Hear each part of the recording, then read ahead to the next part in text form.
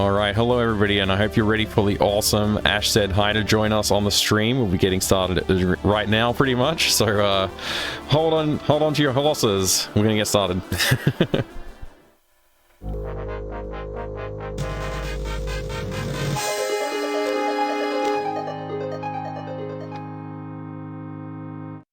I don't even know what "hold on to your horses" means in this context, so I'm just gonna introduce you really quickly to Ash Said Hi. Ash is a Twitch ambassador, not just a partner, Twitch ambassador, and an awesome person. Ash has done a lot of cool stuff with. I hear I'm gonna ask. So like the first thing I'm gonna ask about maybe is like I hear that Ash has done some stuff with E3 as well. There's been some interesting stuff in Ash's past, which I want to know more about. But Ash streams awesome retro games on Twitch and indie stuff too. She's a lovely person, so I'd like to also say hello to Ash and welcome her in now. So hi Ash, welcome in. Hi everyone. Oh my gosh, I'm so happy to be here. Look, Bobby has decided to join us too. Oh, At the Bobby. last minute. So we have a special guest even on my end. Look at this. Look at this. I almost need to get my cat. Now I think you're a little quiet compared to me. Okay. I'll get chat to just confirm that, but I think you are. Okay. Ash's volume a bit low. Yeah. I'll boost you a little bit. Give me a second. Okay. Huh. Yeah. It's not your fault. It's something that happens frequently with this. So, you know, It would have been pretty cool to drug the cat. Yeah. Wait. Oh, I forgot to turn off the audio thing. 1 second. Why is there always something? Oh, that's, you know what? Broadcasting is like a technical issue, just like, yeah. Period. I feel like that's always what it is. Like we're always having to figure things out at the last minute. That's just the nature of Let's rock. Indeed it is. Wait. Oh no. Hi Signal, hi Vermin, hi Refraction, hi Atreides. Bobby is still awake. She is Tisma. Bobby is still awake. Gorilla. Hello, Gorilla. Paylor. So many people I recognize. Hello. ABC Munster. Hello. All right, everybody. How's that audio level? I was just messing with it. Was it way too loud? It should be balanced now. Ash, if you could say some hellos. Hello. Oh, thanks for the 200 bits, Gorilla. Hello. Yes, Gorilla. Thank you for the bits. I do have all the alerts disabled right now. So for the show, there's no alerts, and I need to also disable. I need to disable Mix It Up for a bit here somehow. Give me a moment while I do ridiculous stuff that I should have realized I need to do. I think that should do it. Anyway, Ash Talk American. Redemption. Ash Talk American. Sounds great. Perfect. Thank you, Moonlit. Okay, good. We're good now. I can host the show properly without getting concerned about everything. Ash's volume needs to come down a bit. Oh no, it was. I heard sound perfect, and then okay. Give me a sec. Thank you for the 5 gifted subs, the 5 tier 1 subs. Gorilla, thank you so much, Gorilla, for the gift subs. I'll do the eyebrows. I don't normally do the eyebrows on the podcast. I normally try and keep it quiet on the podcast, but thank you, Gorilla, for gifting Kuning Sand. I could do the eyebrows too. Bangle, Osric, and Outer Geyer. All these awesome gift subs. How's the volume levels now, Refraction? I've just brought it down a few dBs. That's better. Is that better? Double eyebrows. We have never done tandem eyebrows before. That's better. Okay, perfect. Yeah. Sorry about that. Well, let me ask Ash to please introduce yourself again, so we can get started properly, and then I'll ask. I have some questions I want to ask about. Okay, yes, I'm happy to answer whatever I can. Hi, Digi Inferno. Hi, everyone. My name is Ash, and I broadcast here on Twitch, twitch.tv/AshSaidHi. I love playing retro games.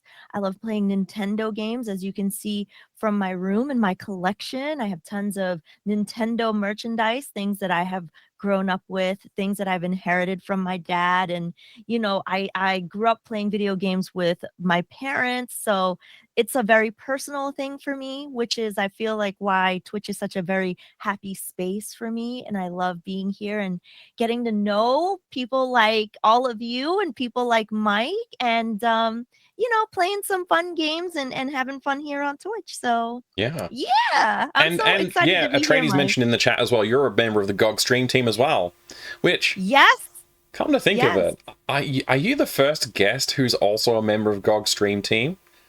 That can't be right, can it? No, I don't think so. Oh, no. Who I did think I that there have? were definitely. I have to go back and look at the Oh, you list. mean for your channel? On my channel. Oh, I don't know. I'm going to quickly look that up. Let's see. There's lots of people who Noodle Beef Noodle, Cowtube, Fraz War. I don't think I've had any. I think you're the first GOG stream team member. Yeah. Okay. I'm just quickly looking this up because I tweeted about it and I had basically the entire guest list like a little while back. But the first question that I wanted to ask, because I was looking at your website, which is awesome, by the way, and I registered my own domain like immediately after I looked at your website. Nice. Okay, I saw that you'd done some work at E3. You mentioned that in your history, and I was like, really? I never heard about this before. So can you like give us a little bit of like E3 like experience from the side of like, I guess you were doing vendory sort of stuff, is that right? Yeah. Hi, Mr. Radon and Raiders. Welcome. Oh my gosh, we got a raid. Thank you, Mr. Radon. Mr. Radon. Yeah. So for all the Raiders who just came in, we're just having a chat, and the first question Mike asked me was about some stuff that I've written on my website about working in trade shows in the video game industry.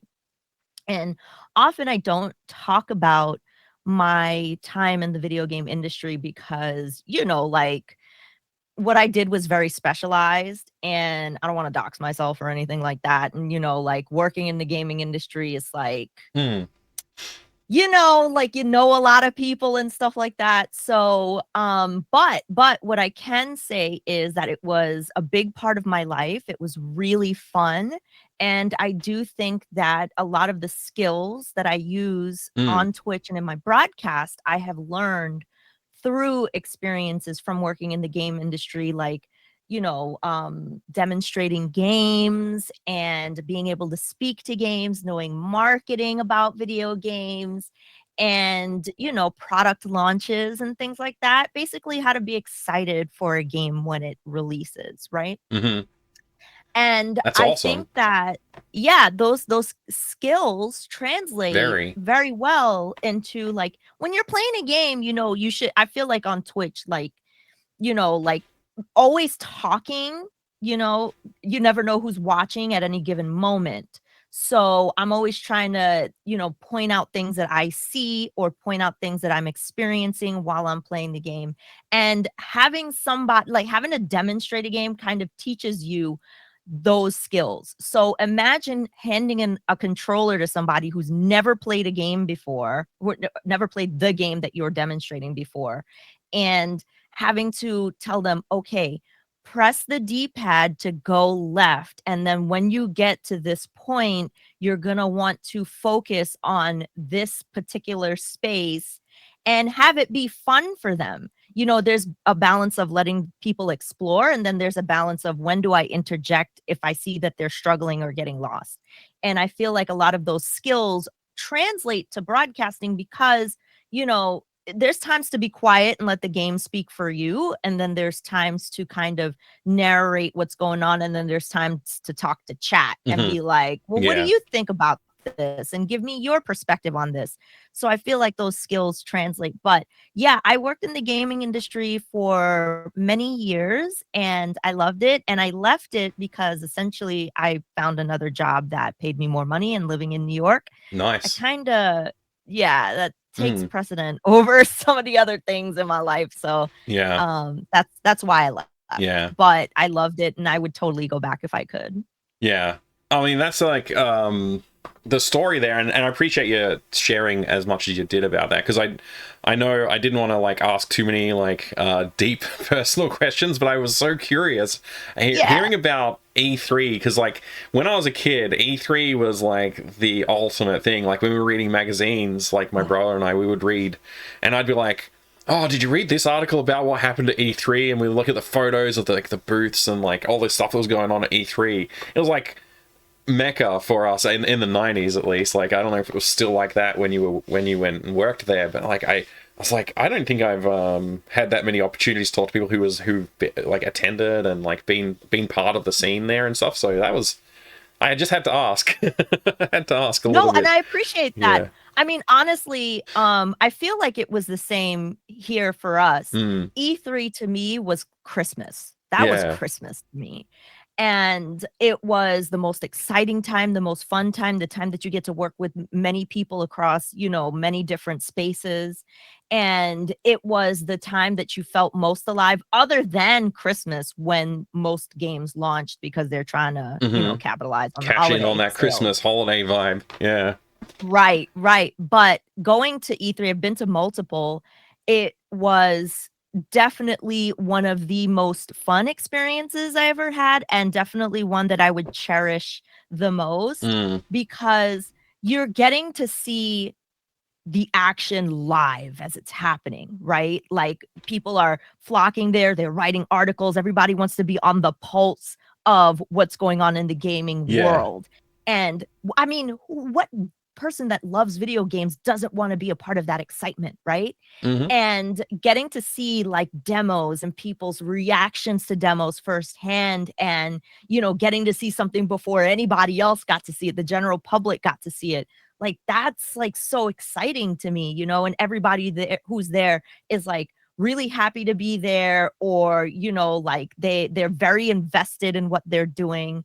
And and you get to see, like, you know, the people who make the games that you never thought you'd walk right by. Like, oh my god, I just walked by Mr. Miyamoto, like holy crap, you know, he was just over there, you know, like presenting at Nintendo, and now he's right there. Or you know, like somebody that's like super like famous and well known. But yeah, like imagine being at E3 and then seeing, you know, like people that helped mold your childhood with the games that they created. Especially as a big Nintendo fan. Exactly. Reggie Fils-Aimé, you know, like all those kinds of people. So yeah, it was really, really fun. And I think some of my favorite things that I've ever seen there, let's see. Oh, like Zelda, like the Nintendo booth. Nintendo would always go, you know, above and beyond with whatever they did. And Microsoft, like they had like some of the coolest things to show. And I remember one time I went and Capcom had this giant house. It was like a replica of something from Resident Evil that was like super sick. Yeah, or like a giant chocobo from you know, the Square Enix booth, and giant slime plush. Like, oh man, it's like so cool. So yeah. Yeah, we had some good we used to have some good like anime cons that were consumer focused, and we had some like gaming cons, but they weren't awesome until PAX got here. I think PAX really like brought the vibe from, like, I guess the PAX over in the US. It brought that here, and it was just like finally there was like something that we could go to as consumers and like really get that kind of vibe and see those kind of things. Like the features were much bigger and stuff like at that point in time. So like it was the nearest I've ever come to anything like that. Like what I saw in the magazines back in the 90s. It was pretty cool, actually. E3, I don't know, maybe they'll bring it back. Maybe Nintendo will start going again if they do. You never know, right? Right. I hope they bring it back, man. When I heard that they were canceling it this year, I felt like a little part of my soul died, to be honest with you, even though I feel like shows have been gaining traction, like PAX, like, you know, the Video Game Awards, and like all those kinds of things. You know, it's making people question the relevance of a big show like that, and especially because of the expense, and then, you know, things like COVID and all that kind of stuff.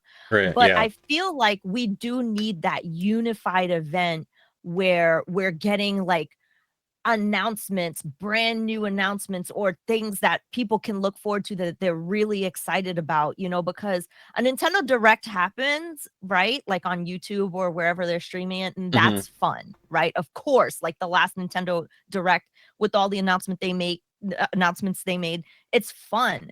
But imagine being in a room full of people hearing all of those things for the first time. Like, I feel like nothing can compare, you know? So Yeah. I hope that they make like a gaming centric event. Like, I really love, you're right about PAX. I think PAX, I went for the first time this year in March. I never had been to a PAX show before. Really? But I feel like that, yeah. Yeah. And I feel like it's a very gaming centric, and I love that they have such a big focus on indie games as well. But I feel like it's a great show where that spirit still kind of exists. But I feel like there needs to be a show that's like developer focused or Yeah. like industry focused, you know? So Yeah, and I it's an hope they industry bring it event back. first, right? So Yeah. Bobby's right, off. Exactly. Yeah. Yeah, we had Yeah. like we had some cons here in Melbourne that were good, but nothing like PAX. PAX really changed the market Yeah. here, I think. I think for a bit for the benefit too. Like a lot of other shows stepped up their game a bit as well, which is cool. Good. Yeah, Yeah. it's a really good show. When I went to PAX in March, I don't know why. Like, I've been to tons of cons, you know, comic cons and Hmm. like everything, right? But after I came back home from PAX, I was so exhausted because I had done so much. And I was like, no show has ever wiped me out like that before. But it was like busy and it was fun and I got to see a lot of people and it was really exciting. So I'm glad that I went and I would happily go again. I'm not going to go to PAX West, which Hmm. is happening, I believe, in September because I decided to go to TwitchCon instead. Right. So that's where I'm going to spend my dollars, but maybe next year I'll have the budget to go to both. Who knows? Yeah. Did you like? So this is your first PAX. Did you find that? Sorry, I just knocked my headphones out. Did you did you find that like seeing the variety of like booths and stuff, especially when it comes to like the indie booths and stuff like that, was that something like that reminded you of E3, or was it like a unique experience compared to that? You know, I think being able to talk to all the indie developers definitely gave me that feeling. Yeah, I think that definitely did in a different way. Like, because they have the indie showcase and all of them are like kind of like they're excited to show their game, right? They've been working years, very, you know, like they've been working hard on their game for years, and Hmm. this is the place to showcase it and get some attention and get some like visibility to their games. That definitely did feel like it, and being able to talk to developers and connect with them on like a professional level definitely felt like it. The ways that it felt different were definitely like things like, you know, the tabletop section and like, you know, the like the art section, you know, like the section for like, you know, what do they call it, like the artist alley, Artist Alley, yeah. that kind of stuff. Yeah, like E3 would never have really like stuff like that since it's industry focused. But um I think one thing that I did like about going to E3 was like the grandeur of some of the like things that they would do to promote the Hmm. games, right? Like one time I went and there was there was like this big show. This was back when Guild Wars was still really popular, and they did like this big concert, and I was like, what the heck is this? Like, because that was probably around like my first time going. I was like, Yeah. I didn't think that they did things like this at conventions, but it was like big concerts, and you're like, well, what does that have to do with the game launching? And you're like, oh no, it just looks cool. It's just like to get people to like come over here. So yeah, I thought that was cool. Yeah. I think, well, yeah, like that's the kind of stuff I remember reading about too, because they would do these ridiculous like publicity stunts and stuff like that as well, like big shows, big after parties, and all that kind of things. Like E3 was like this like huge event, and I constantly reading about that was like it's pretty amazing. So like to see I think PAX is really filling that space for me at the moment. Is like that's where I hear about the cool stuff that somebody saw at PAX, PAX East, PAX West, or I get to see it myself at PAX Oz, and it's like, oh, this is, yeah, I guess this is as close as I'm ever going to get to it, unless they bring it back, I guess, because I didn't get a chance to go while E3 was running, so we will see. We'll see. You know what I also love to do, Mike? Like going through old EGM magazines and seeing what actually happened versus what we thought was gonna happen. Oh, You know, yeah. like if you go back to like a EGM or like a Nintendo Power Now, and Mhm. you're like, this game was canceled. Like, what the heck? You know, or like, wow, we really thought that this game was gonna do well and it didn't, or we thought that this game wasn't gonna do well and it did. Like things like that. Yeah. That's one of those things that I think about a lot with like going back and looking at particular magazines. It's not always something you can do, right? Like it's lucky that like Nintendo Power was super popular, so they're all archived. I don't think like we're missing issues of Nintendo Power, but magazines that I used to read, like I collected like a specific CD-ROM games magazine because it was cheap and it had lots of demos on the CD. And it's like there's like 2 of them archived, and like I wish I'd kept my stack of them. I threw them all out, and like, oh no, that was a big mistake. But yeah, going back and looking at stuff, because I do that as well. Like you pull up things on like archive.org and look through like a Nintendo Power or something, and like, oh, they thought it was going to be like this game-changing game, and it turned out to like not be that amazing. Like most people don't like that game and stuff like that. It was pretty interesting to go back and see articles like that. Do you do that on stream? Or I never do that on stream. I should though. I think it's because like, you know, I don't know, because I have all the magazines. I'm like, oh, I should set up a camera. Oh, that's a good idea. Do it physically. But I feel like the better way to do it. You have all the Nintendo Powers? I'm missing 23 issues. I'm missing 23. Okay. I am very close to getting impressive. All of them. even just missing 23 is impressive. That's amazing. Yeah. Out of, I think it's like 280 something, but yeah, I don't know how many there are, but there's a lot. Yeah. But yeah, like I'm like, I should go through those and like show those on camera. But I think the better way is to definitely go through, you know, Internet Archive or some kind of like online archive and show, because I feel like it would look better on stream. But there's something just so special about having like the physical magazine in your hand, you know. And I guess like because all my EGMs, Game Pro, Nintendo Power, all that kind of stuff. Like I also like looking through, you know, like maybe did I write a note in here because that's cool. There was like a walkthrough I was using or something like that, you know. So yeah, that's cool. When you've got your own handwritten notes, there's some stuff like that's lost to time that I super wish I had these days. Like I wrote my own guidebook to Ken's Labyrinth.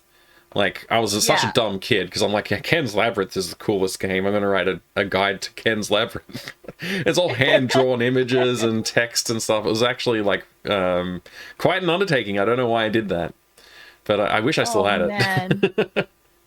I think a game that I took detailed notes for, I was just looking, because I had, like, a stack of PlayStation games right here, but I have my Busted Groove, but I think I put it back on the shelf back there, where all my notes of like, if you do this alternative move at a particular point during the song, you get more points. And I had that handwritten note from like that I wrote when I was a kid. That's awesome. But I remember, oh my God. Okay. So definitely Final Fantasy VII, the strategy guide for Final Fantasy VII. I believe I didn't have it anymore because it literally fell apart from the amount of times like I was flipping through and like using it.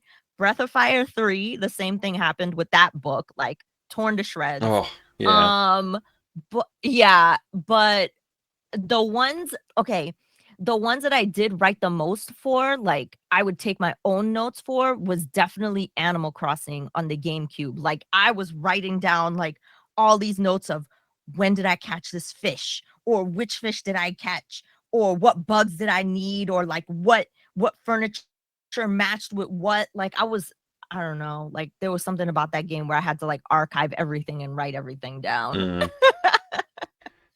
I'm getting a little bit of a sync issue, so do you mind if I just restart your video?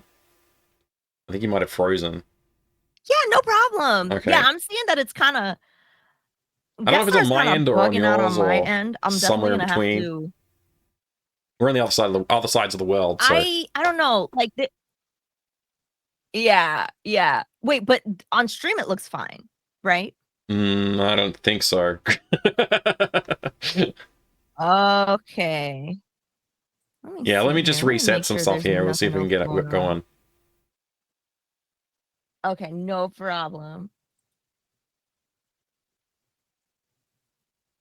You may need to turn your camera back on. Okay, no problem. Did that fix it? Camera on. Okay, cool. No. I arrived so I could start the interview. Hi, Eleanor Ray. Hello. Mike looks fine, but Ash is one frame. Okay, let me stop my camera. Yeah, maybe try that. Let me stop my camera. I'm gonna switch cameras actually. Let's see if this works. Let's try this. So while Ash is fixing that, does anybody in the chat want I will be setting up a questions redeem for channel points. It'll be cheap, so when the time comes we'll be able to use that as a way to review questions. I'll be setting that up. Actually, I might as well set it up now while Ash is trying to troubleshoot the camera. How is it, Ash? Okay, I switched cameras. Switched cameras. How do I look? You look great, but there is a massive audio delay. I'm going to would you mind dropping from the call and joining again? That might be the best way to get this to reset. Yeah, sure. Okay. Yeah, let's do it. All right.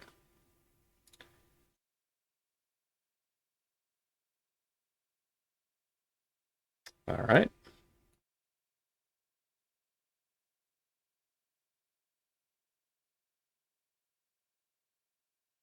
Just sending that invite so to get Ash back in the queue.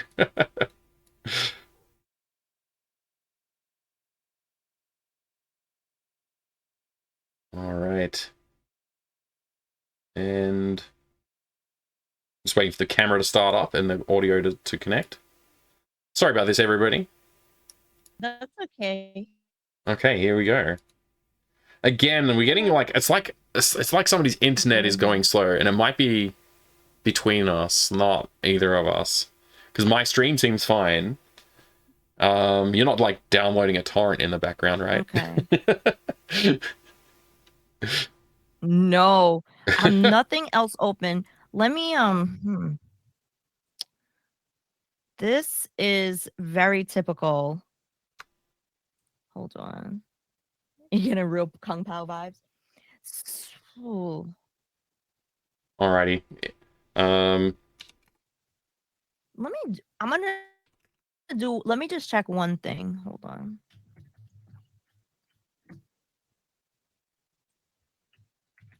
Yeah, that's all right. Go ahead. And Bobby has joined us. Okay. Let me see what this is. Let me see what's going on here. Sometimes my internet likes to. No, my internet is very good. Okay. It's probably just Twitch between us. Like there's a whole like ocean or two between us, so it's probably something like that. Do you think we should try this on Discord? We could, although my experience with Discord has not been as good as with Twitch, to be honest. Yeah. Same.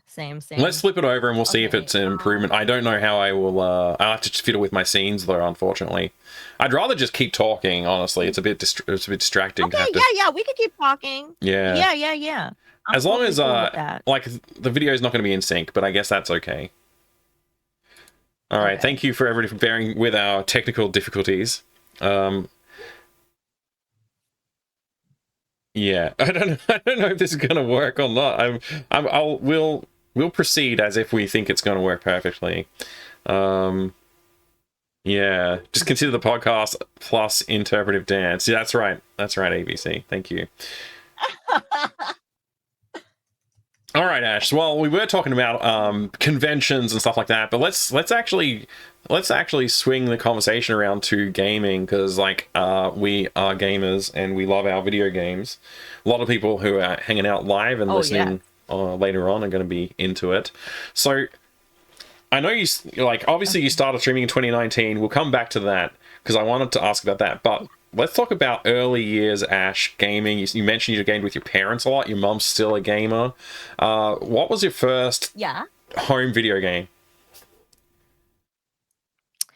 Well, let's see. The first home video game that I remember playing with my parents was the NES, for sure.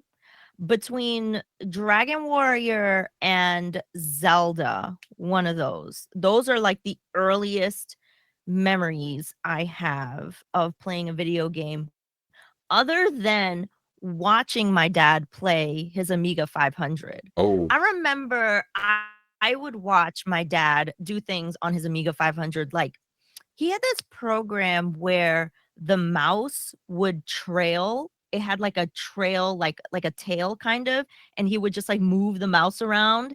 And I was so fascinated with that. that's fun. And I remember I would watch him play.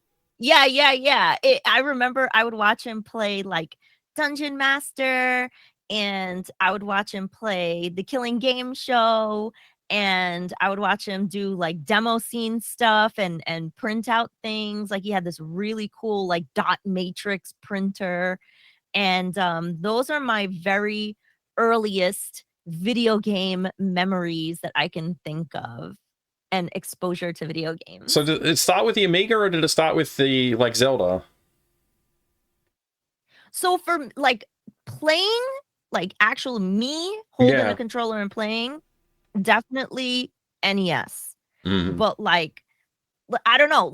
Well, I guess the memories with the Amiga stick out in my head because those are the times when I could like remember like an actual game. Like, my dad was playing a game, and then I'm like, okay, that memory like had meaning to me because I don't know, like it's nostalgic. I don't know. So I always think about those, but like actually playing a game, definitely NES. Video games, yes, that's my answer. Yeah, NES. I'm just to disable your video because maybe that'll help with the quality of the call. And just put a picture of you on the screen instead. So sure, NES is like the #1 system or something for the US, like at some point in time. Is that right? For gamers in the US, I think so. I think I've heard that before. I feel like it definitely had to have been at a certain time. Well, I feel like it saved video games, right? Like, everybody tells a story about like Nintendo used the NES. They used Rob as the Trojan horse to get Toys R Us and everybody to buy the consoles, because consoles were dying at that point because they had gotten burned with like Coleco and Atari and all that stuff, and no one wanted to buy video games. But Nintendo was like, this is not a video game, it's a toy, comes with Rob, and flipped the whole industry over and kind of saved it. But I feel like definitely that is oh man, you know what? I feel like for me, even though that was like my first experience with games, I remember as a kid being more frustrated with the NES because you put a cartridge in, you get a blank screen, and then you'd blow the cartridge and it still wouldn't work. But when I felt like video games really gelled for me when it was the Super Nintendo era, because I put a cartridge in, it always worked. And that's like, I feel like that's when I was old enough to kind of understand and play by myself. You know what I mean? And then kind of like play video games and then have my own interpretations of whatever, I was doing on the screen. Yeah, I think like I remember playing games like with siblings and stuff. My parents didn't play so much with, which is like I love the experience that you mentioned with parents. And that your mom's still a gamer as well, like, is awesome. I think that's really, really cool. Yeah. You mentioned your Yeah, dad she with the Amiga, and I want to he talk was about Amiga a little bit. Is that all right? Oh yeah, of course. Yeah. So I had an Amstrad. My friends had Commodore 64s. Amigas were kind of like this rare breed where I grew up, at least at that point in time. Some kids had them, but pretty rare. They were awesome. I loved them. What did you said your dad was like playing like with toys and games and stuff like that in front of you? But did you ever like play along like on the Amiga? Was it, or are you sort of discovering the Amiga library later on? Well, you know what? I feel like I made the most discoveries later on in my life Hmm. on my own, but we did play together because I remember there would be times when I would beg him like, "Dad, set up the Amiga," and he'd be like, "No, because I set it up and then you want to play for 5 minutes." Oh And I'm like, no. "Well, because I like watching you play." Because I Yeah. really did like watching him play. I Yeah. used to sit and watch my dad play video games all the time. And I think, like for example, I know it's not the Amiga, but I used to watch my dad play like Wipeout on the PlayStation 1 all the time, which still counts because that was Psygnosis, but I used to Psygnosis is watch him play cool. that all the time. He was really yes. He was so good at it. But yeah, games that we used to play together, definitely Lemmings. Yeah. Definitely Lemmings. Um, or like a game like I think it's called Crazy Taxi. Not Crazy Taxi. There was this game. It was a Oh, taxi Space game Taxi. where you Space Taxi. Yeah. Yes, we had to land on the different platforms and pick people up. Hmm. That we definitely played together. I remember that for sure. That's a pretty cool And game. Have you ever streamed it? that game is no, I never have. I should. I Hmm. should. In fact, I didn't really ever think about it until this. You just made me think about it just now. Oh, good. Actually, Good. We're digging deep now. yeah, I should totally do that. And I'm trying to think what else I watched him play. Definitely watched him play Eye of the Beholder. I think that's why I have such a attachment to it. Yeah. And those are the ones that stick out in my memory the most. But yeah, like my mom, she texted me the other day and she was like, "When are you gonna get a PS5?" I'm like, "Ma, I don't got PS5 money, okay? Like seriously." But I'm going to New York soon to see her. So whenever I go, I always watch her. She's always showing me like, "Oh, this is the game that I'm playing now." And I Oh, always like to watch her play stuff because she rages out on games and it's pretty funny. she's into it then. She's like full gamer. Oh, That's yes, awesome. very full gamer, very. Yeah. Yeah. Yeah. But yeah, I really love the Amiga. Like, I just feel like there's something about the visual presentation of the graphics on the Amiga. Maybe it's I don't know, the color palette, the type of artwork that they do. Maybe it's the way that the sound card sounds. I don't know. Something about it. Whenever we play or I turn it on, it just makes me feel at home. The Amiga has a very distinct vibe. Like, even when you're playing a DOS port of an Amiga game, you're like, oh, this is an Amiga game. Like, you can just feel it. It's Yeah. yeah. And sometimes that's not a good feeling. But most of the time it's a great feeling, I think. Yeah, like there's been quite a few Amiga games that I've played the DOS port of, and I've been like, oh, that's disappointing. But like most of the time it's like, oh man, these are great games, and playing them on the Amiga is obviously like super awesome. And you've Yeah. got you said you inherited some stuff from your dad, and that was that mostly Amiga related content, or did you inherit other things too? Oh, I inherited his whole PlayStation 1 library, which is pretty large. It's a lot of games. I don't even think I've counted the amount of games that I have here. Wow. But his PlayStation 1, he had a bunch of Nintendo 64 games. I have his Switch. I'm trying to think. Yeah, tons and tons of Amiga. Oh, the SX64, which it's not working, but I want to see if maybe one day I can get it to work. It's not that it won't turn on, it will turn on, but the screen has this like weird white line that goes across it, Oh, which okay. might mean that there's something wrong with the tube The or tube might be something. dead, But yeah. So for people who yeah, don't know but at home what the SX64 is, it's a portable Commodore 64, basically, right? yes, it is a hefty machine. It is heavy, but it's awesome. And that I remember playing like summer games on it and winter games and like all kinds of like fun stuff like that. You played games on that tiny little, what is it, like a 6-inch screen, 8-inch screen, something? It's not big, right? I don't even think it's that big, maybe like 5 inches, Wow. maybe. But yeah, yeah. Oh, I've tried to pull up some images, and I've got a lot of DX64s, but with images. I want to see one with somebody gaming on an SX64. Here we go. Space Taxi. We were just talking about Space Taxi. There we go. I'm just pulling up some images on the screen. Oh, bad quality image. Hang on a second. That's it. There you go. Open image. There we go. Some good stuff there. Yeah. This is a tricked out Yeah, look at Space system. Taxi. I definitely played this version of Space Taxi for sure. Oh man, such a cool looking machine. I've got a portable TRS-80, Wait, TRS-80 hold on, P4, Mike. which has like a Oh my god, chunky screen inside of it. I muted the tab by accident. I'm so sorry. I didn't hear anything you said. Oh no, that's okay. That's all right. Muting tabs is normal. No, I was just talking about the Commodore 64 portable, and I mentioned I have a TRS-80 portable, which is oh nice. I've never shown. I don't think I've ever shown it on stream. I think I pointed at it a few times. I never pulled it out and set it up. Someday I'll do that. Yeah. I would like to try and get video working again, because like I don't know. Yeah. The audio delay seems to have gone. So whatever the issue was, maybe it's fixed the video.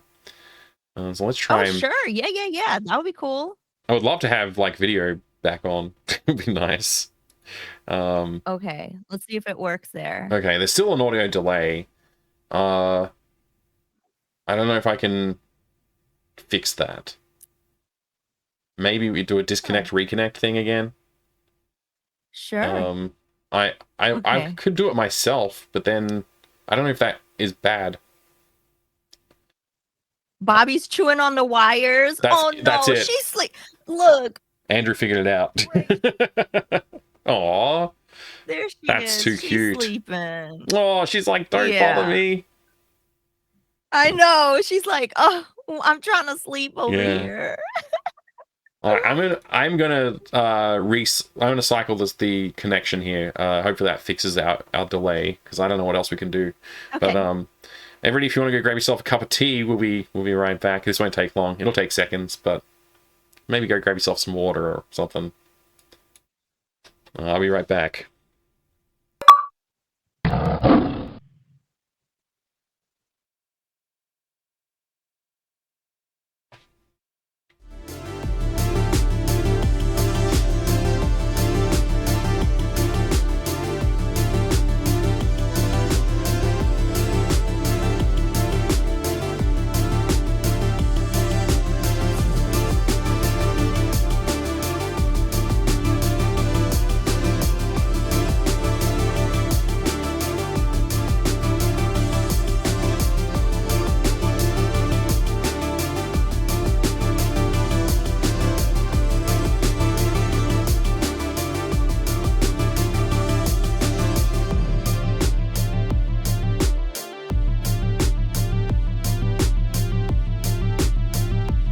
So maybe you'll be able to hear live.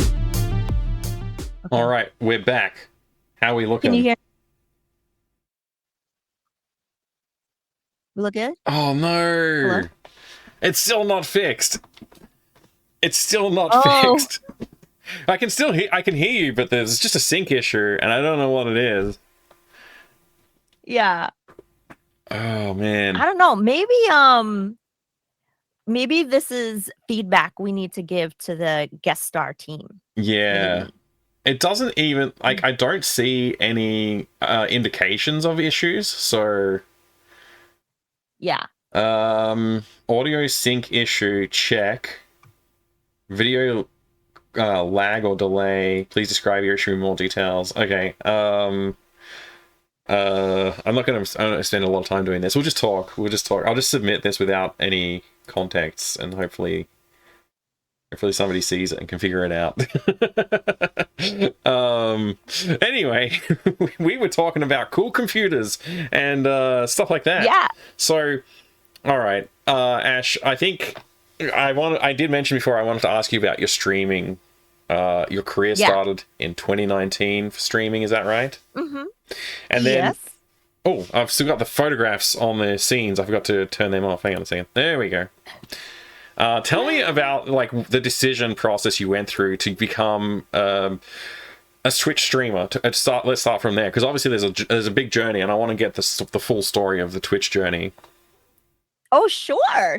So I had mentioned that I'd worked in the gaming industry before, and as someone working in that industry, it would have been a conflict of interest for me to create content in that manner. Wow. So, but I knew I had always wanted to create content. I just didn't know how I wanted to do it. So eventually after I left that industry, which actually, you know what, by the way, I feel like we're still in the video game industry. We're just in a different capacity on the other side. So you know what? I need to change my language on that. But when I stopped working for, that particular company and I started working for a different company where it was like, okay, it didn't matter.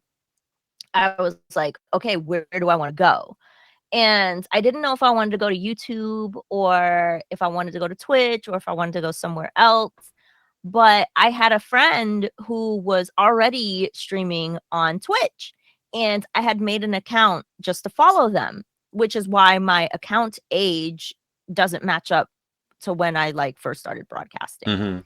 So, I didn't understand Twitch at all. I was like, why would anybody want to play a video game? Why would anybody want to watch someone play video games? I could just play video games myself. None of this makes sense. Wow. But given then, your history with your dad, like watching your dad play games, you think you would be like, oh yeah, I get it. But apparently not. Right, exactly. I don't know where my brain was. I don't know. You're absolutely 100% right. Exactly. But I guess maybe because in that instance, it's like, oh, like if I wanted to take the controller from him, I'm like, okay, I want to play now. Or like, you know what I mean?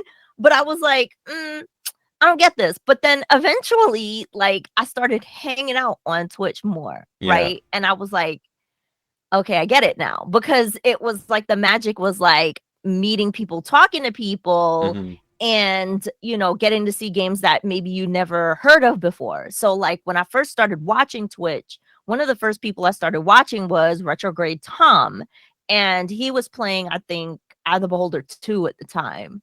And I was like, whoa, people play like classic video games on here. This is so awesome. So I was like, all right, I'm gonna get a camera. Well, no, I was like, I'm gonna all I had was my Mac, right? Because I do a lot of graphic design work. My degree is in graphic design. Yeah. And that was the only computer I had. I had like an old PC, but it was like really old. I think it like still had like Windows ME on it or whatever. Like it wasn't like gonna really work old. streaming. Okay. Yeah. So I was like, okay, I'm gonna see if I could stream on the Mac. And at the time, OBS was not compatible with Mac like that. Okay. Like it was very, very, very laggy. It was really like rough on the hardware. Like it was just like really slow. So I had to use Elgato HD Capture, and that was very limited. And I used the internal built-in mic on the computer and the built-in camera on the computer. And I was like, you know what? Whatever. I don't have any like stuff, but I'm going to do it. And so the only thing I bought was the capture card.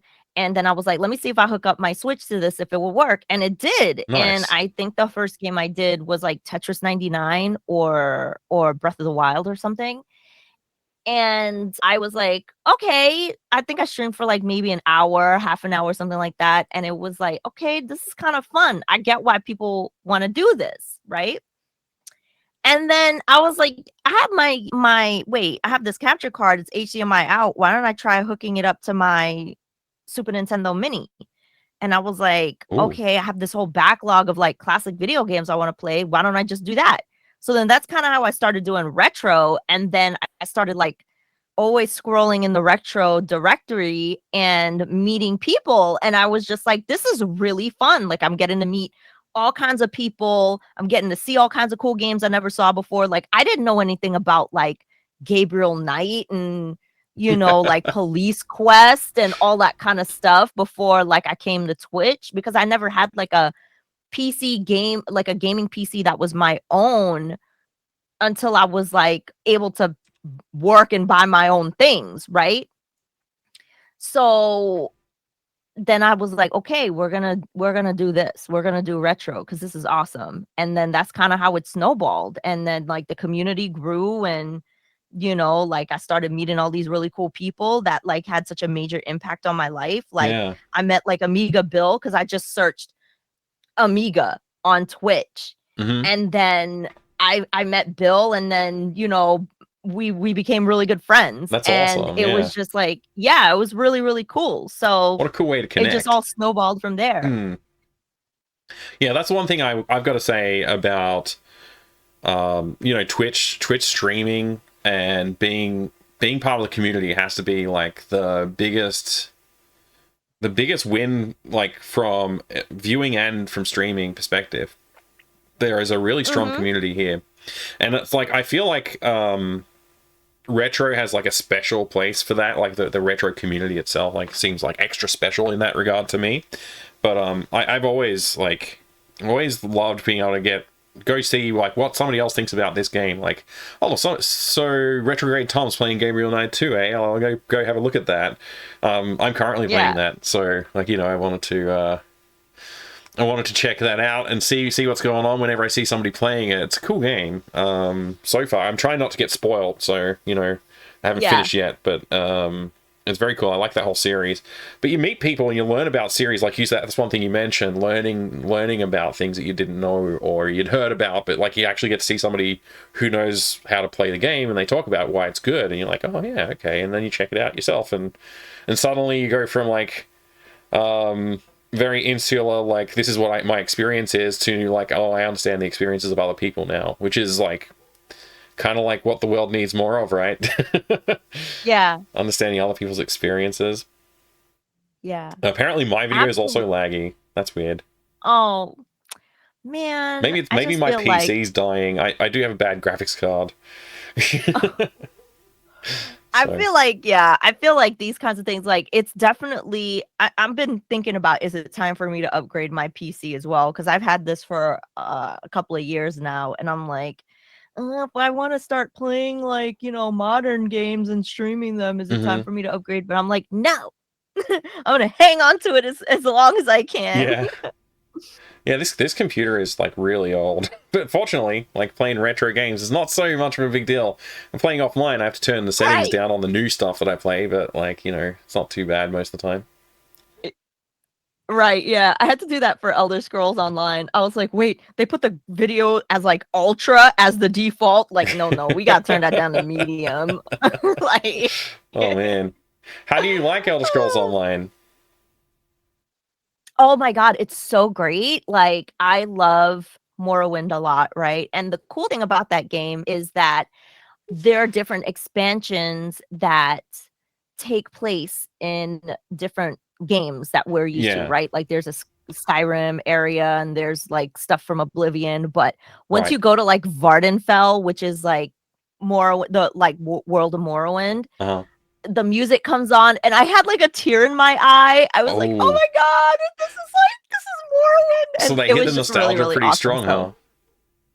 Yeah, That's exactly. Awesome. Which I think is like, that's smart. But it's such a fun game. I think it mixes the best of all the games combined, because I haven't yet to play Oblivion and Skyrim. So it's cool to kind of get used to the new game mechanics through Elder Scroll Online, which is fun. Yeah. I'm just gonna say for the people watching as well, if you have questions that you would like to ask, please use the redemption, the channel point redemption, to ask a question. I think Sure. I think I might have screwed it up though, so I'm gonna just go fix that. There's some really good questions in chat. Yeah, I'm really, seeing really them good come through, and I questions. think I messed up. Somebody probably mentioned that I messed it up, and I just didn't realize it. I've fixed it now. Oh, I see, because it doesn't have the Yeah, insert text I didn't check the thing. box to say enter text. Yeah, so sorry about that, everybody. It's now working. You can't redeem it? Let me see if I can redeem it. It's got a 3-minute cooldown on it. Baines redeemed it. It's got a 3-minute cooldown on Yeah, it. yeah, So yeah. just Oh, it's on cooldown. I just didn't want to have like Okay, too many now we questions can. to get through at the end, because we'll Yeah, follow yeah. those questions up in the last hour or so, if that's all right with you. Okay, Yeah. sounds good. Yeah. Yeah. Sorry about that. There's so much to manage, you know. I feel like, you know, that's the great thing about broadcasting on Twitch. It teaches you so many different skills, like, you know, speaking skills, presentation skills, production skills, you know, marketing Lighting. skills. There's a Yeah. lot of things that you can learn as a broadcaster on Twitch, and I feel like, you know, being able to wear all of those hats, yes, it can be overwhelming, but I think because you can do things on your own, like it's like you are in control of everything that you can do. And I think that that's the most amazing part of it. So like I can go out and I can choose my destiny of like how much effort do I want to put into this thing, and the amount of effort is going to be the amount of reward that I get back. That's how I look at it. So I think that it's I don't know, I love streaming on Twitch. So yeah, I mean, we sort of covered that, and like I feel like I might have tuned out slightly a little bit when you were because I was trying to fix some technical issues. But you mentioned, I wanted to ask you about like and this is probably a question that's going to come up in the chat too, so maybe we'll cut off some of the questions. But like, you became an ambassador on Twitch, and there was like a whole process to that you had to go through. Like, what made you decide to, like, I assume you applied. Did you applied, right?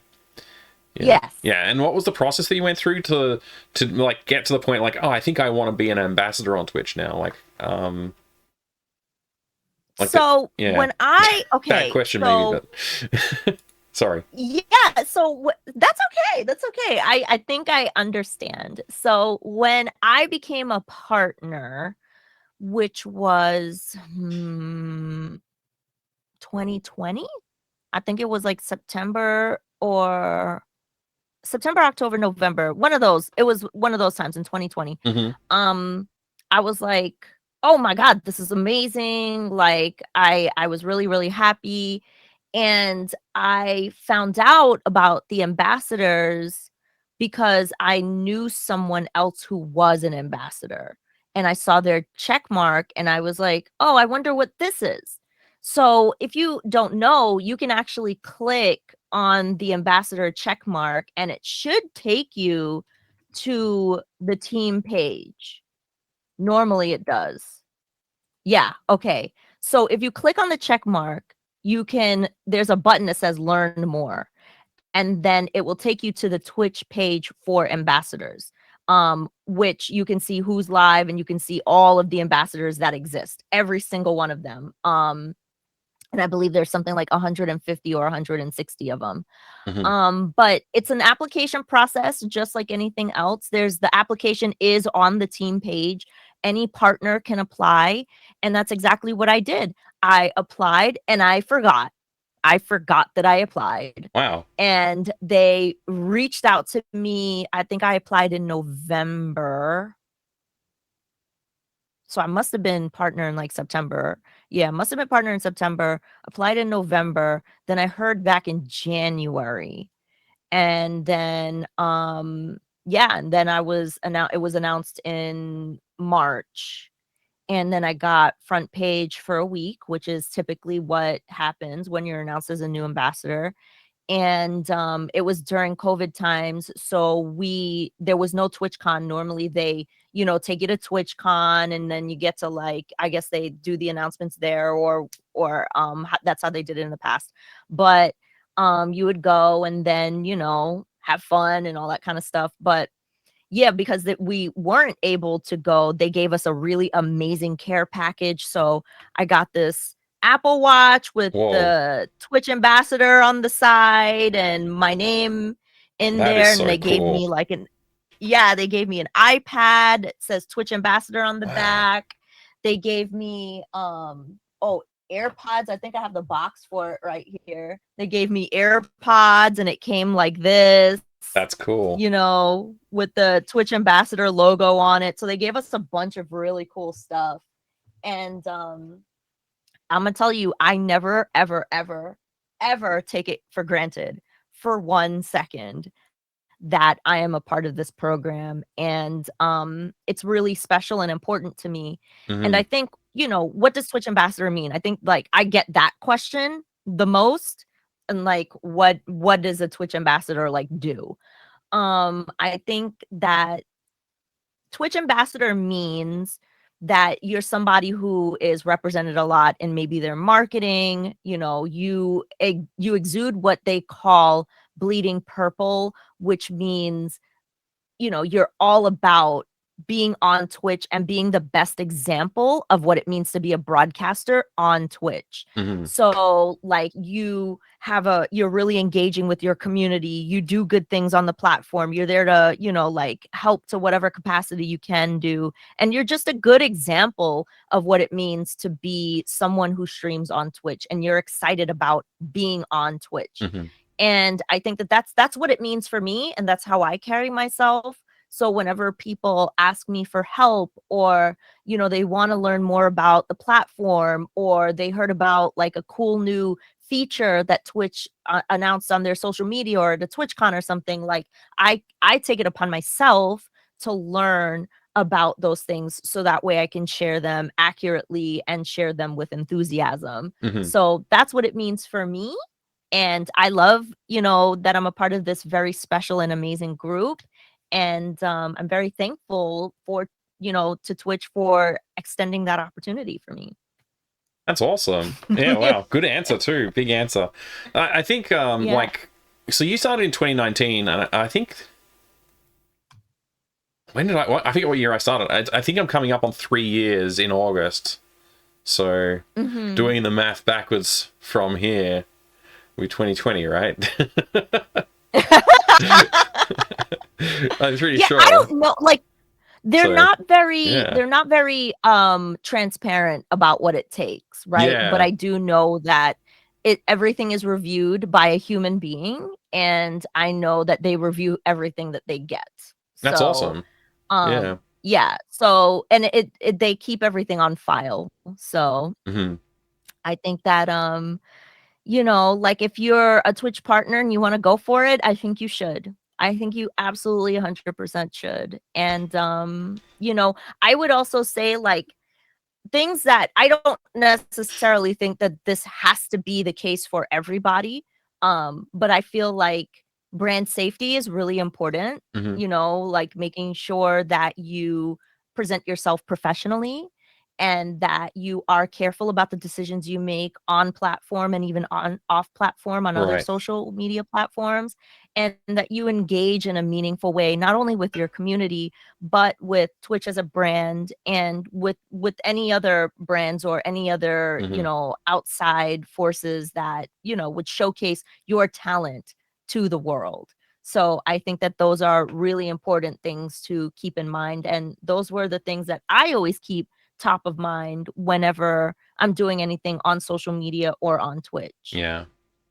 I gotta say, it's really impressive and also well deserved. I think, like, your ambassadorship, like, when I saw that you were an ambassador, I was like, so happy for you, and so, like, it was actually a real surprise because I didn't know. Like, I mean, you said it was kind of, you forgot about the application, so yeah, seeing you gain the ambassadorship was, like, super awesome. Pretty psyched about that. Thank I'm you. I looking forward appreciate to that. seeing where it goes as well, like what opportunities it gives you and stuff. Like, it's pretty amazing. Well, I could definitely speak to what has already happened for me. I don't know if being a Twitch ambassador had a direct impact on like every opportunity, but one opportunity that I know it had an impact on was when I was cast to be on NBC Frogger, because the casting company that reached out to me said they found me because I was on the front page of Twitch Wow. when they announced me as being a Twitch ambassador. So she messaged me on Instagram of all things, right? Like you're like, oh my God, that doesn't sound shady at all. Yeah. But I knew the casting company because I had cast with them before Hmm. for I think it was $100,000 Pyramid, and Oh wow. which is another show on NBC. And I was very close to being cast for the show, but at the last minute they were like, oops, we got too many people for the show, so we're gonna have to let you go, that's just the way the ball bounces sometimes, Yeah. whatever. So this lady contacts me and is like, hey, we want you to audition for the show, we think you'd be really great on it.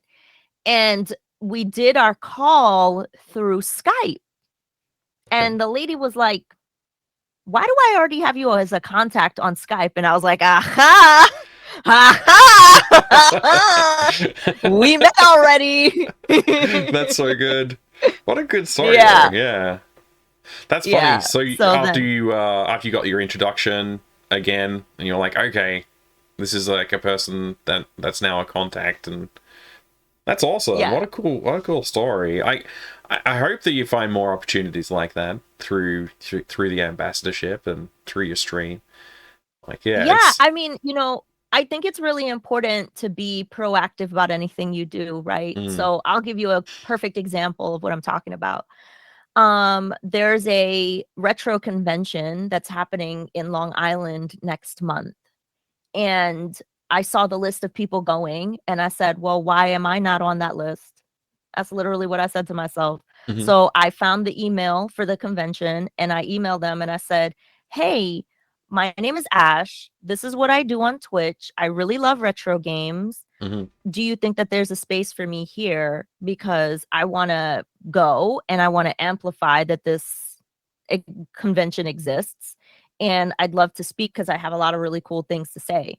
And they were like, okay, come on down. So now I get to meet amazing people like, Pat Contry and like, G to the next level and 88-bit piano and like other people who have made a mark in gaming industry. The person who yeah. runs the Video Game History Foundation is going to be there. I think it's Frank Cifaldi is going to be there, Well, that's like a good tons of contact to have people. as well. Yeah.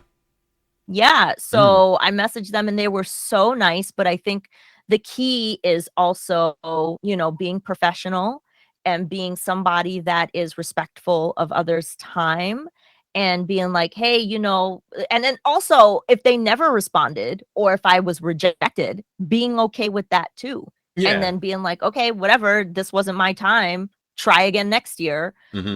but you never know any of the shots you don't take. That's So right. I just messaged them and said, hey, can I be a part of this? And here we are. That's amazing advice as well. I think like most people who are trying to get into streaming and trying to figure out like how do I grow my channel? How do I get partner and all these sort of things? It's like, well, being proactive is something that you've said a couple of times, and that what the example you just shared with us is like a really amazing example of like the proactivity and like reaching out to people is like something that is scary for people. Like how do you deal with the idea of rejection or something like that in that respect? Right. I think that's a really great question. How do you deal with it? It's never easy. I think that it took me a long time to be able to deal with it. Like a long time of me telling myself, you could do everything right and still not get the job, Mm, right? Like you can do absolutely everything correct and people will be like, you just aren't the one that we're looking for. And realizing that it's not personal, it's just not, like, even if it feels like it is. And there's no reason why, even if somebody says no to you now, it's going to be no forever. Like that doesn't have to be a thing, right? And I think that once you kind of understand that the world is whatever you make of it, you know, the way that you think about things in the world is how you mold your experience in the world to be, then you realize that any kind of thing that could be categorized as a failure or a pitfall or something that was not granted to you that you really want, you realize that's just one small factor of all of the experiences I'm going to have in my life. And failure does not equate to something's wrong with me. Like failure is just hey, I tried and it didn't work out this time. But if I didn't try, I wouldn't have had the opportunity to fail in the first place. And I think that's the way that we got to look at things. It's like I have to give myself the opportunity to fail because that is way more important and way more beneficial than regret, right? Because how many people in their life look back at something and be like, man, I really wish I did this thing, but now I can't go back and do it. I can't get my time back. No, I do it. Just go and do it. Like literally, like the meme is like, just do it. You know, that's how I look at things, you know? Oh, wow. What an amazing answer too. That's really, really solid answer. And I think like what you said to me, it really resonates because like, I had not tried streaming before I jumped in and finally gave it a shot. And like, it's paying off for me. I'm really stoked about that. Like I put you put the work in and you try and refine it and figure out like, okay, well, why did that work or why didn't that work, and like keep on trying. It does make a difference. Like going back and giving yourself an opportunity to fail, that's like the pessimistic way to look at it, but you're giving yourself an opportunity to succeed as well, right? And exactly. each thing you do. Yeah. So that's awesome. Yeah. Like, thank you for that answer. That's actually super inspiring. Somebody should clip that and share that around. I appreciate it. No, but you're right. The default should be, this is an opportunity to succeed. You're absolutely right. And I feel like a lot of times in order to not feel like sad about something or not feel defeated about something, we tell ourselves that the more realistic way to look at something is, oh, it might not work out. There's nothing more realistic versus looking at it as, oh, this might work. This might be one of the best things that I ever did.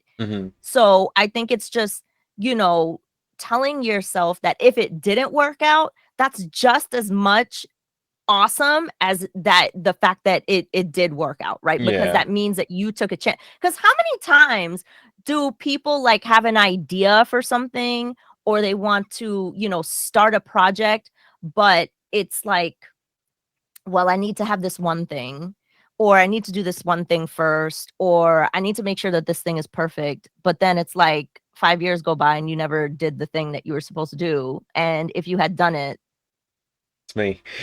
I've where done would you that. have done? I've done that my whole life.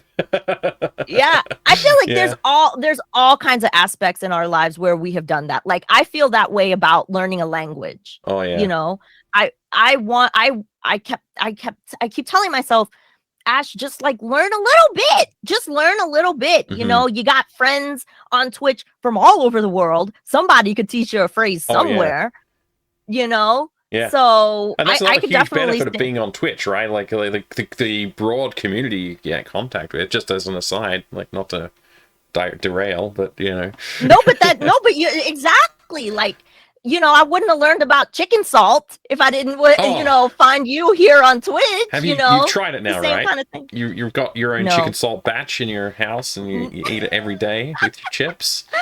I have not. I really need to order it. I need to order it. I would send you some, but I mean, you know, I don't know if it's the right. Shipping is expensive. It should keep okay. I mean, it should be okay to ship. Yeah. Oh man. But yeah, I mean, I feel like, you know, especially with streaming, I feel like, you know, I don't have the best camera. I don't have the best this. I don't have the best that. But I was like, you know what? Just get started. Just get started, and we'll figure it out. Figure it out along the way. So This that's how I dovetails try to in. approach a lot of things. Yeah, and this conversation dovetails right into a question that I ask basically every streamer who jumps on the show. I ask, like, so there's people out there who have thought about streaming and not sure where to start, or they've been streaming for a while and not sure like how to improve their stream. Like, what's advice for somebody who's like trying to grow, like get past that first hump of like getting viewers on Twitch? Like, what is the advice? Man. There's a lot of answers, so there's no wrong answer. I think. Yeah, I think that for me, the thing that impacted me the most was being consistent. When I first started on Twitch, I said to myself, I am going to stream every single time that like if it was, I said Tuesday, Thursday, Sunday, I'm gonna make sure I stick to Tuesday, Thursday, Sunday, and I'm gonna stream at 9 p.m. no matter what. Mm-hmm. I feel like anybody that I see succeed usually has some type of consistency with their schedule. And I know that that's not always possible because life can get in the way. People have children, people work, and all that kind of thing. But I feel like if you want to see success at anything in life, even if it's not streaming, even if it's just like, I want to get better at reading a book, Mm-hmm. you have to read a little bit every day. You have to do whatever it is you want to do a little bit at a time, all the time. Universal Like, advice, yeah. Yeah, because if I'm consistent and I know I'm always going to be live at this time, people will know where to find me. There's no guesswork. There's no like, at that point you might not even have to be, promoting on social media as much because you've built this, reliable schedule. So I feel like that's probably like the main thing that I could think of, like for somebody who's just starting out, like what's the thing that they should prioritize? Like, you don't need to prioritize the gear. You don't need to prioritize, the game. You need to prioritize the schedule. And I think you need to prioritize the why. Why are you doing it? Why are you doing it? Because I feel like a lot of people, like, for some people it's a hobby. For some people, they want to maybe make a little extra money, but they don't need to like turn it into a job because they have a job already. Or maybe, they want to meet people. They want to be more social online. Like whatever it is, they have to kind of figure out why it is that they want to do it. And I feel like the reason why you want to figure that out is because then you'll know what should be a priority for you in terms of how you envision being successful on this platform. Because if it's a hobby, then do it whenever you got free time, take it, be casual, whatever. But if it's something you want to turn into a business, well, you have to treat it like a business, and you have to be consistent, and you have to, you have to do things with purpose. You have to do things with purpose. Wow, yeah. Purpose is such a powerful word to use there as well, I think, because like, and you said treat it like a business. Those two things, if that's genuinely what you want to do, like become a successful Twitch streamer and like build an audience, build a community and that kind of thing, like those like, if you're sitting there like, I want to build a Twitch community, that's part of the purpose side of it, really. And then talking about like the business side of things, like when you decide like, okay, now I want to try and make this my career, wherever you are in life, I want to make this part of my career. I think what you said is a really important thing to remember is like, well, then it's not a hobby, and you need to start thinking about like, how would you treat this as a business? And that's really hard to think of sometimes when you're starting out. But consistency on the schedule was like an answer I think everybody comes to, is like, everybody I've talked to who's already built their community, it's like, well, consistency is key. Being online at the same time so people know when to show up is important. That's like that's critical, and that's probably starting to think of it like a business. Just a schedule is kind of like a business-like thing to do. Absolutely. Because like, let's say you want to get a donut, so you go to Dunkin' Donuts, but Dunkin' Donuts is sometimes open on a Monday, sometimes they're not. No donuts. You lost the sale if you don't know when they're gonna be open. Yeah. You know. So At the same time, Dunkin' Donuts can't be opened 24 hours a day if they're only staffed by one person. So you got to balance the time that you are online. That's another lesson that I think a lot of people learn. They're like, I'm going to stream every day of the week. And then they're like, I can't stream every day of the week. I'm burnt out. Yeah, and you know what's funny about that, Mike? I made it a very, like, I made it a decision to say, I'm not going to stream more than 3 hours a day, 3 days a week, because that's what I could do at the time when I started. 3 by 3. That's how you started. 3 hours a day, 3 days a week. And I was consistent, and I knew, like I knew what games I wanted to play, and my community knew when I was going to be live. Like, there was no guesswork there. And I feel like it worked for me. It really, really worked for me. And yeah, you're right. Like, it's just I just feel like when you have your purpose and like, okay, I know I just want this to be just fun, or I know I want to turn this into more, but I'm not really sure yet what I want to turn it into. And I think that that's okay too, because exactly like not having like all the super special gear like right away, it's like, okay, if I at least get myself into it and make it a habit and then I can learn and adjust along the way. Because you're right, like if I go back to my VODs like 4 years ago and I compare them to the VODs that I have now, like I'm not anywhere near like the best entertainer I am, like I'm not anywhere near the best entertainer now, but I could definitely see the growth between that first VOD and this one, That's some great advice as well for people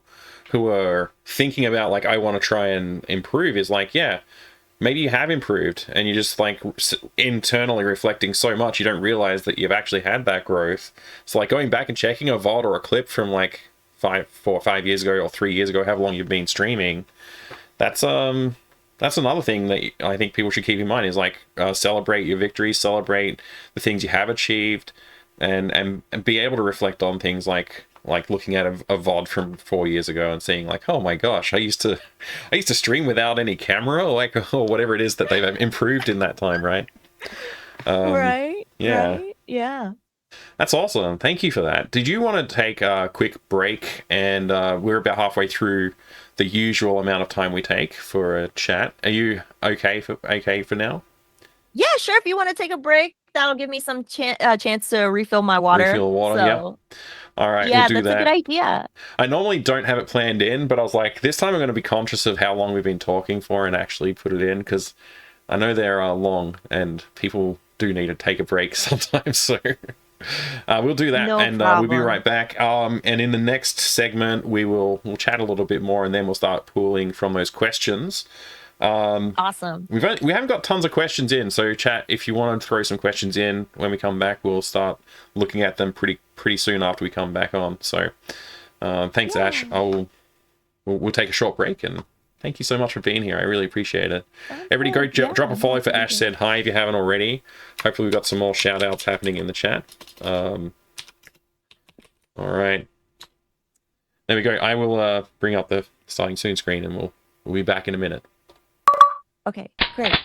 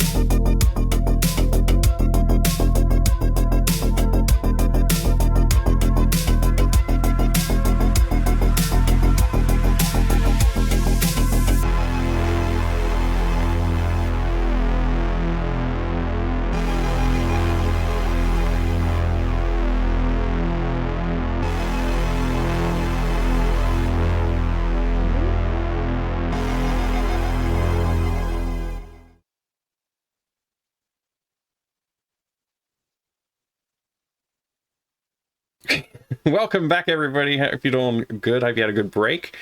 Welcome back, Ash. Hello. Good to see you. Sorry, I was like responding to stuff in chat. It's been a good chat. Yeah, I had to go check on my wife and help her out, get an ice pack for her knee and everything. So Gotcha. things going great. Which is good. For those of you who don't know, my wife had a knee surgery this week, so it's been a lot of busyness around here. Anyway, been very busy. So yeah, before the break, I mentioned we'd go to the questions from the chat soon. So before we do that, I wanted to ask you a little bit about some of the community events and stuff that have happened through, like, not just the retro community, but like I guess around involving some of the retro community, like Save and Raid and December and things like that. Have you participated or considered participating in those events? I would love to be a part of December. Like, seriously, I'm just waiting for an invite. Maybe I should be more proactive and ask, but I would love to be a part of it. Yeah. You know what, Goaty _ he used to do an event called The Best of Nintendo Don't. And as somebody who loves Nintendo, I thought it would be hilarious to be a part of this event. And when he did it, I played Defender of the Crown on the Amiga. Oh. And it was very fun. It was very fun. So that kind of event was really fun. You know what other event I really loved, Mike? The one that we did on the GOG channel when what's it name came out with Shodan. Yeah, System Shock. That was a really good System Shock. That really was so good. Yeah.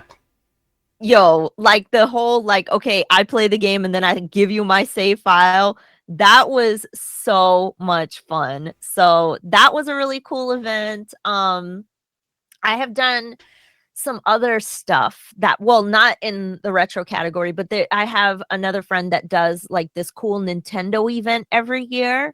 And he features like Nintendo games and stuff, and we do that in February, and that's really fun. Do you know the name of that one? Or a person we can shout out? Oh yeah, it's Super Nintendo Bros. Let me see if I could, because it's spelled a funny way. So yeah. No worries. Yeah. One of the mods can probably look that up and figure it out.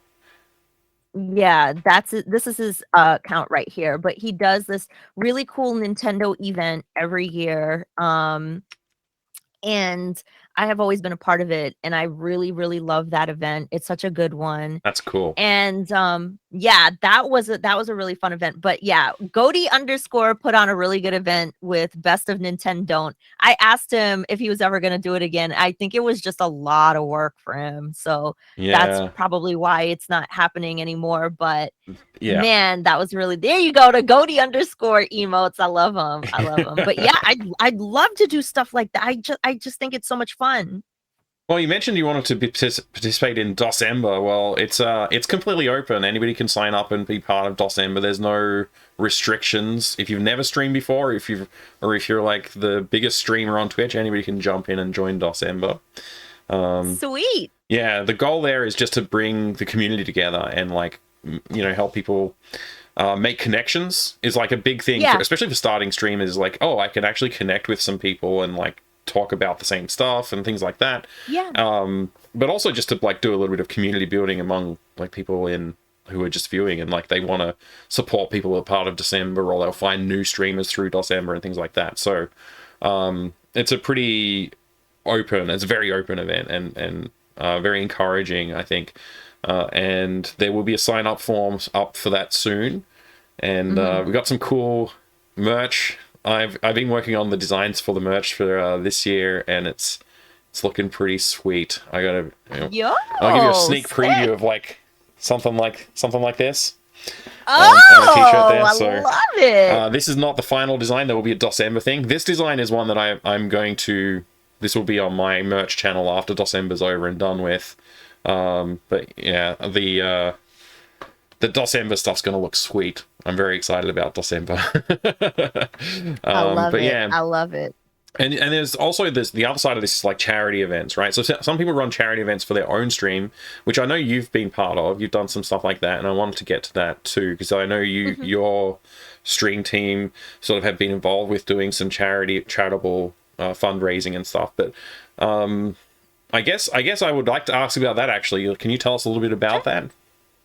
Yeah, sure. So charity, I think, is really big on Twitch. It's an amazing way to do good on Twitch, and Twitch has a lot of really great tools to do charity. So when I got partner, I always knew that you could build a team, and I created my team called the Sanctuary. And the reason why it's called the Sanctuary is because that was the name of my dad's like space that he created where he had his That's Amiga right. set up, and we would play D&D and play video games and stuff like that in the garage of our old house.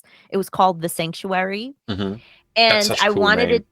it. Yeah, yeah, and it just it's really important to me, right? Mm-hmm. Like, because of all of those fond memories that I have. But I wanted the team that I created to be very, very casual. I didn't want people to feel like they had to stream a certain amount of times or like perform in a certain, to a certain capacity. I just wanted it to be for anybody. But my main thing was I wanted like people who truly cared about, like, being on Twitch and helping others. Mm-hmm. And whether that means through charity or through, helping other broadcasters, like those are the things that were really important to me. Yeah, and you're And like, I know a lot of the people on your stream team, on the Sanctuary team, and they're like all the people I know on there are amazing people, and so I'm sure that the rest of the team are too, right? Wonderful people. yeah, there's so many different walks of life, and people who advocate for different things, Mm-hmm. and that's really, really important to me. And whenever like people from charities reach out, like the first thing I think of is like, can we get the team together to do something like this? So the first one I think we did together was War Child. And then I think we did one for the American Heart Association, and we also did one for Starlight Children's Foundation. And charity, I think, is a really great it's so great to do charity for multiple reasons. The number one reason is you're helping someone else out, right? Number one, you're helping someone else out. Number two, it's a great collaborative effort, like you're talking about. Like, we can all get together, we can brainstorm ideas, we could talk about, what incentives, or, create graphics for each other, or maybe bounce ideas off of each other to, like, well, what do you do on your stream? And then how, like, through that conversation, learn, like, okay, I can learn from this person, that person. And then I think it's also great in terms of meeting people in the industry, because doing charity brings visibility to your channel through promotion and through like doing these really good deeds for others, but also like meeting the marketing people who work for these charities. Mm-hmm. So I think that there's many reasons to do charity on Twitch, and all of them are good reasons. So yeah, it's really cool. Like, the thing that I try to focus on whenever I'm doing a charity is I want everybody who's doing it to do the least amount of lifting as possible. So what that means for me is, like, I'll create a doc that tells you how do you sign up on Tiltify or do it through Twitch. I've made videos like, this is the how-to step-by-step guide. So that way it is very easy for them. All they got to do is go live and have the link and have fun. Like, have the link available so people can donate and have fun. I create the graphics, or I coordinate with the marketing person to get graphics to everybody so that they can just set it up really easily, and then figure out what are achievable goals. Like, okay, most people, they don't know what should be a goal for them, and they feel like, if I don't make my goal, I didn't do enough. No, even if you made $1 for that charity, that's $1 that they didn't have Mm-hmm. before. And I think it's really important, like you said earlier, to count your successes when they happen. And that's the most important thing for charity is like because even if you don't make a lot of money, the fact that you're promoting the charity and bringing awareness is worth it just as much as the money going to the charity, because that's a foundation that somebody might have never known before. And then maybe they might be like, okay, I want to raise money for this charity on my own because I just found out about it through whoever, So those are the things that I keep in mind whenever I'm doing charity, and the reasons why anybody should do charity on Twitch. That's awesome. So it sounds like you did 3 different charity events so far. Are you planning to do more in the future from the sound of it too? Yeah, definitely. I think the next one I want to work on is like I think it's like F cancer. I think we're gonna do, or I think it's a cancer research one that we want to work on next for possibly next month. Wow. So I'm trying to figure out how I'm going to balance that, because I will be traveling to New York next month. So I have to figure out what I'm going to do. I don't know if it's going to be a whole team thing or if it's just going to be my channel. Yeah. But I have to figure it out. But in terms of like a team one, I try to do maybe once a year. We do something where like a bunch of people get together, and I'll usually put it in Discord and say, hey, how do y'all feel about this or that? And I like to get people's feedback on stuff. So.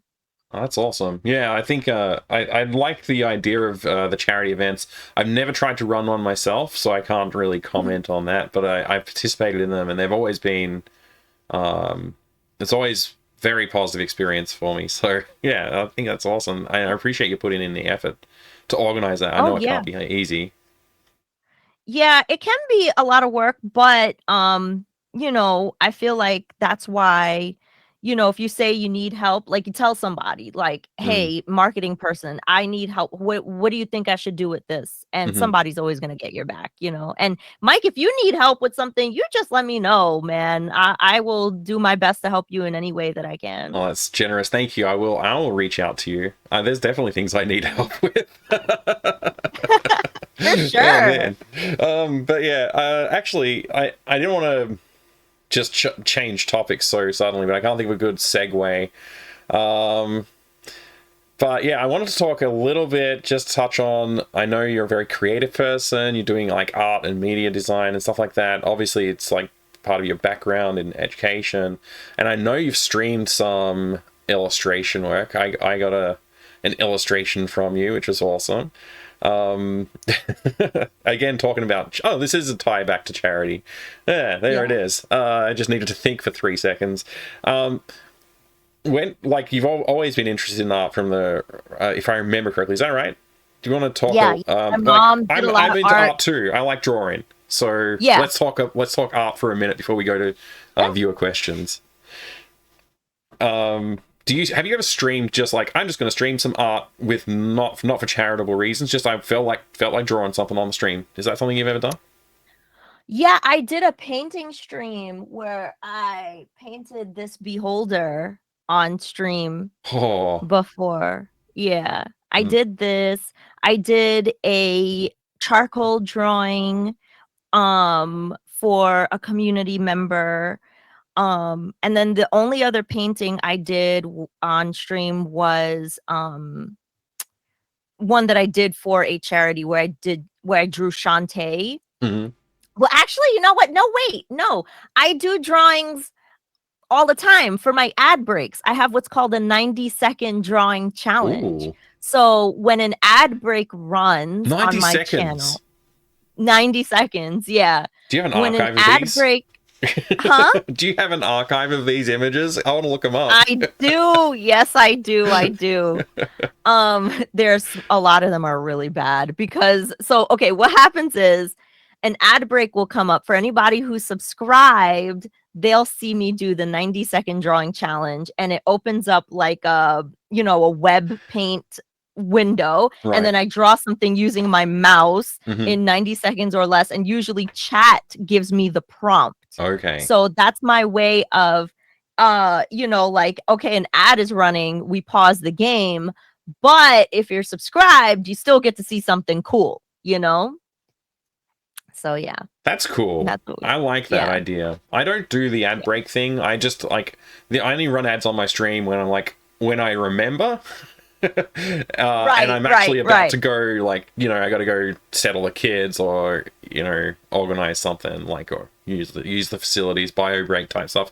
I'll if I remember, I'll put the ads on, but otherwise I don't have them running, because I feel like, you know, somebody comes in and they watch the pre-roll ad, now they're here, they don't have to watch more ads, and like that's the experience I prefer myself when I'm a viewer.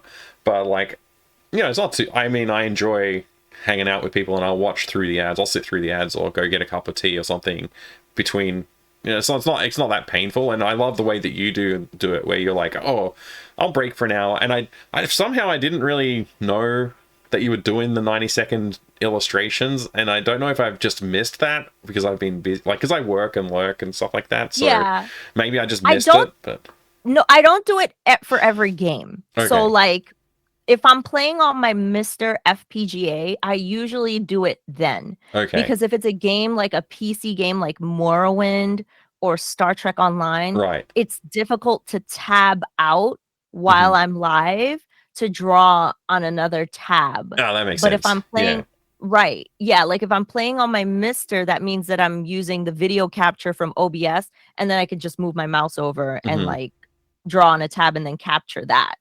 So that's usually why people don't see it all the time. But I definitely have an archive of them on in my Discord, and they're really funny. I'm going to go dig through the Discord later and have a look. That's great. Yeah. That's really good. I love drawing. I used to have a Get Creative challenge on my stream that I would do. It was supposed to be a short, quick, like, create something, and like prompted from whoever redeemed Get Creative, and it turned into this like elaborate thing of like I was drawing box art from memory and mashing it up with like different characters, and it got pretty elaborate. So I stopped doing that, but I've been tempted to bring it back. Yeah, and I, like some people know, I've drawn like things that I have on the stream and stuff like that. So right, you did that really amazing mouse pad, didn't you? Yeah. So I did that illustration. That was like, I did that for the backers that I had on Coffee. Like I was like, I want to have something I can send to them as a thank you, which I'm once again, I'm backed up on sending them out now. So there's a few people who haven't got them yet. And I've got the names and stuff, and so I'll reach out for the addresses and send them off when I next sit down to do a batch of them. But I don't know how come I can't just sit down and do them. Like, it's just a weird thing. Like, I feel like I need to focus more than you would think. It's just a postcard. I just need to write a thank you note and send it. I don't know why I don't do it immediately. Anyway, that's a me thing. But yeah, I drew that, and I also draw stuff, like, and do stuff in 3D and whatever. But anyway, it's not I didn't want to talk too much about my stuff, but I can relate about drawing on the stream. And like, I think, like, of the stuff I've seen you produce, I was like, it's always been very impressive. The Shantae artwork that you did, I think, was the one that I was actually watching that stream, and I was like really impressed. Like, I was actually like, oh my gosh, I didn't know Ash had these talents. Like, at the time, I think it was the first time I'd seen you drawing something. I was like, wow, really impressive. Yeah, I went to school for illustration for a few years. I left that school because it was very expensive. And then I went to another school and then got a degree in graphic design, which was, I left that school with no debt. So that's why I kind of, it balances out. Switched. Yeah. But I mean, I wish there was a way for me to move my camera, because chat, you can see this desk, but I have another desk. There's a whole other desk on the other side of my room with all of my art supplies on it. Watercolor, acrylic, charcoal, lots of stuff. I have paintings that I've done on the wall. I have a draw, like, let me see, Ash, is this the wall, or is this the old location? No, that's an older room. Yeah, that's a room that I don't stream from anymore. Right. But let me see. Maybe you have an Instagram post you can share, and I can pull that up.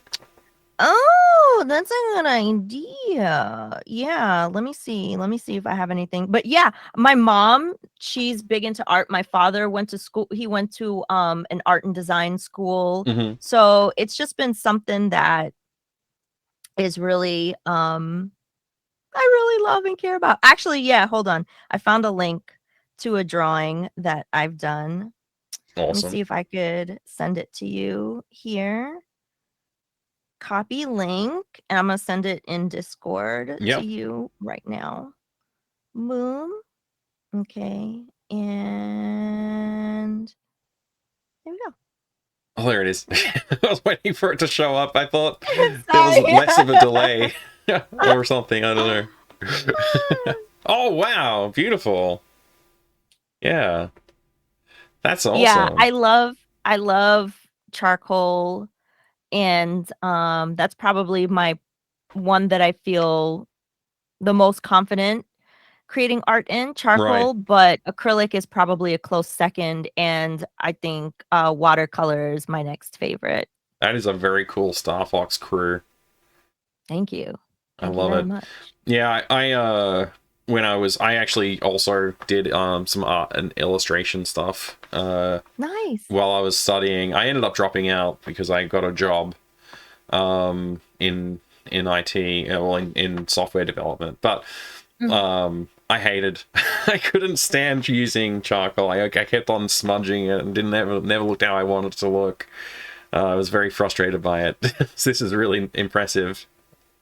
Thank you. I think that I definitely deal with the same things as well. Like I always smudge things and mess things up, and Hmm. then I have to start over. But I feel like one thing that I started to learn, especially in art school, is like don't feel like really precious about your work. Yeah. Like you can always just do it again. Yep. Like, I remember I had a friend that I used to work with, and he also went to art school, and he said that his professor used to make them tear up all of their drawings at the end of the class to get them That's used to the extreme. idea. But Yeah, I get but it it. was But it's extreme. I yeah, never had somebody tell me that. yeah, it definitely can feel that way, especially if you wanna keep portfolio pieces, but it was so that you could just get used to, "Well, that was good, but I can do more," you Yeah. know? I'm just going to carefully tear this one like around the edge there so I can keep the Right, actual... exactly. Imma take a blank piece of paper, tear that one up, make it Yep. look like I tore something else up. Put that one over there in my portfolio Yeah. case. All right. That's how a lot of the art students learnt close-up magic, was they were fake tear it, like, you know, using You're right. magician's tricks. Yeah. Exactly. Exactly. Oh man, that's really cool. Okay, I think I asked most of the things I would like to ask. Again, like as every time we chat, Ash, I always think like, oh, I could talk for another several hours probably. So let's not do several more hours. I'm gonna prompt the chat again. Please use the question redemption, the channel point redemption. It's only 100 channel points, so this should be very easy for everybody to use. If you followed the channel, you've got 300 channel points right away. So go ahead and start poking more questions in, and I'm going to start reading them off. We got a question from Baines of Hammerstead here that says,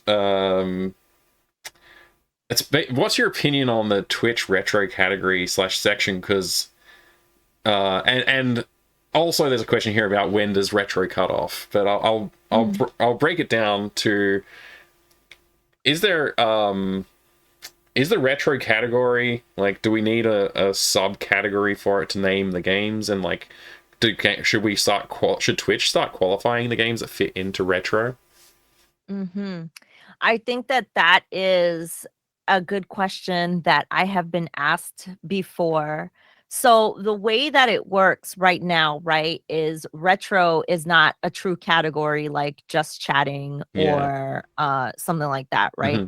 Like it's a game PS2 that game. we co-opted as a retro catch-all.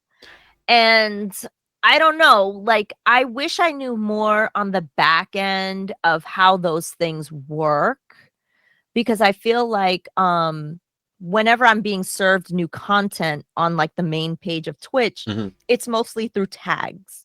Hmm. if I'm using the retro tag or if I'm using the RPG tag. And what those people like me who like that kind of content will click on based on, you know, their activity on Twitch. Right. So does it need to be its own different thing? I don't think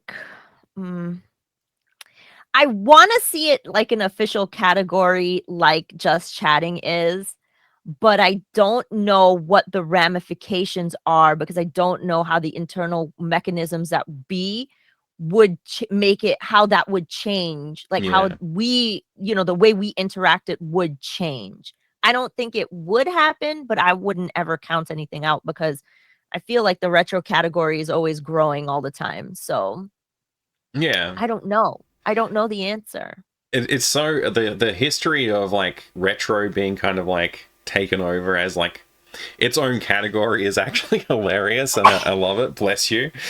Thank you. I think it's like one of those things is like you've got like it's a very strange thing to happen, really. Like this game streaming platform where people want to stream it to like a, it's like one of the only things that's like this is the class of games I want to stream. Like Yeah. retro covers a broad category of games, but it all fits because we're like, oh yeah, that's the 8-bit era, 16-bit era system that I wanted to stream or whatever. Right. And like, you know, DOS games or whatever it is that you want to stream under the retro category. It's Right.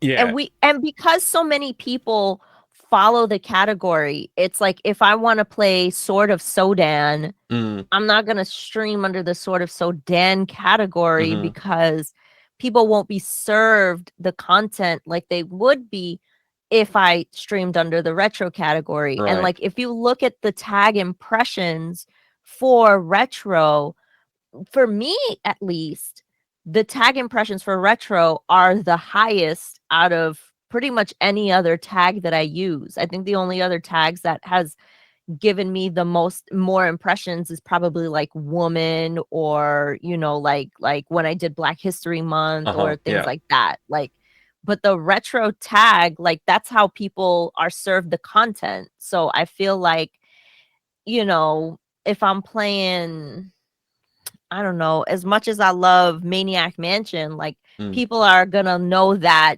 less than if I'm streaming under retro and then I'm playing Maniac Mansion, you know. And that grab bag of like this is the cool stuff that you can see in retro is also another thing. Like people aren't necessarily going to go looking for Maniac Mansion or Full Throttle or something, but they'll see it in retro and be like, oh yeah, I want to watch that. So it's like because it fits. Yeah, it fits in what. Oh, I don't know what retro I'm looking for, but I'm looking for something that's like this game. Yeah, it's an interesting category. Oh, it really does.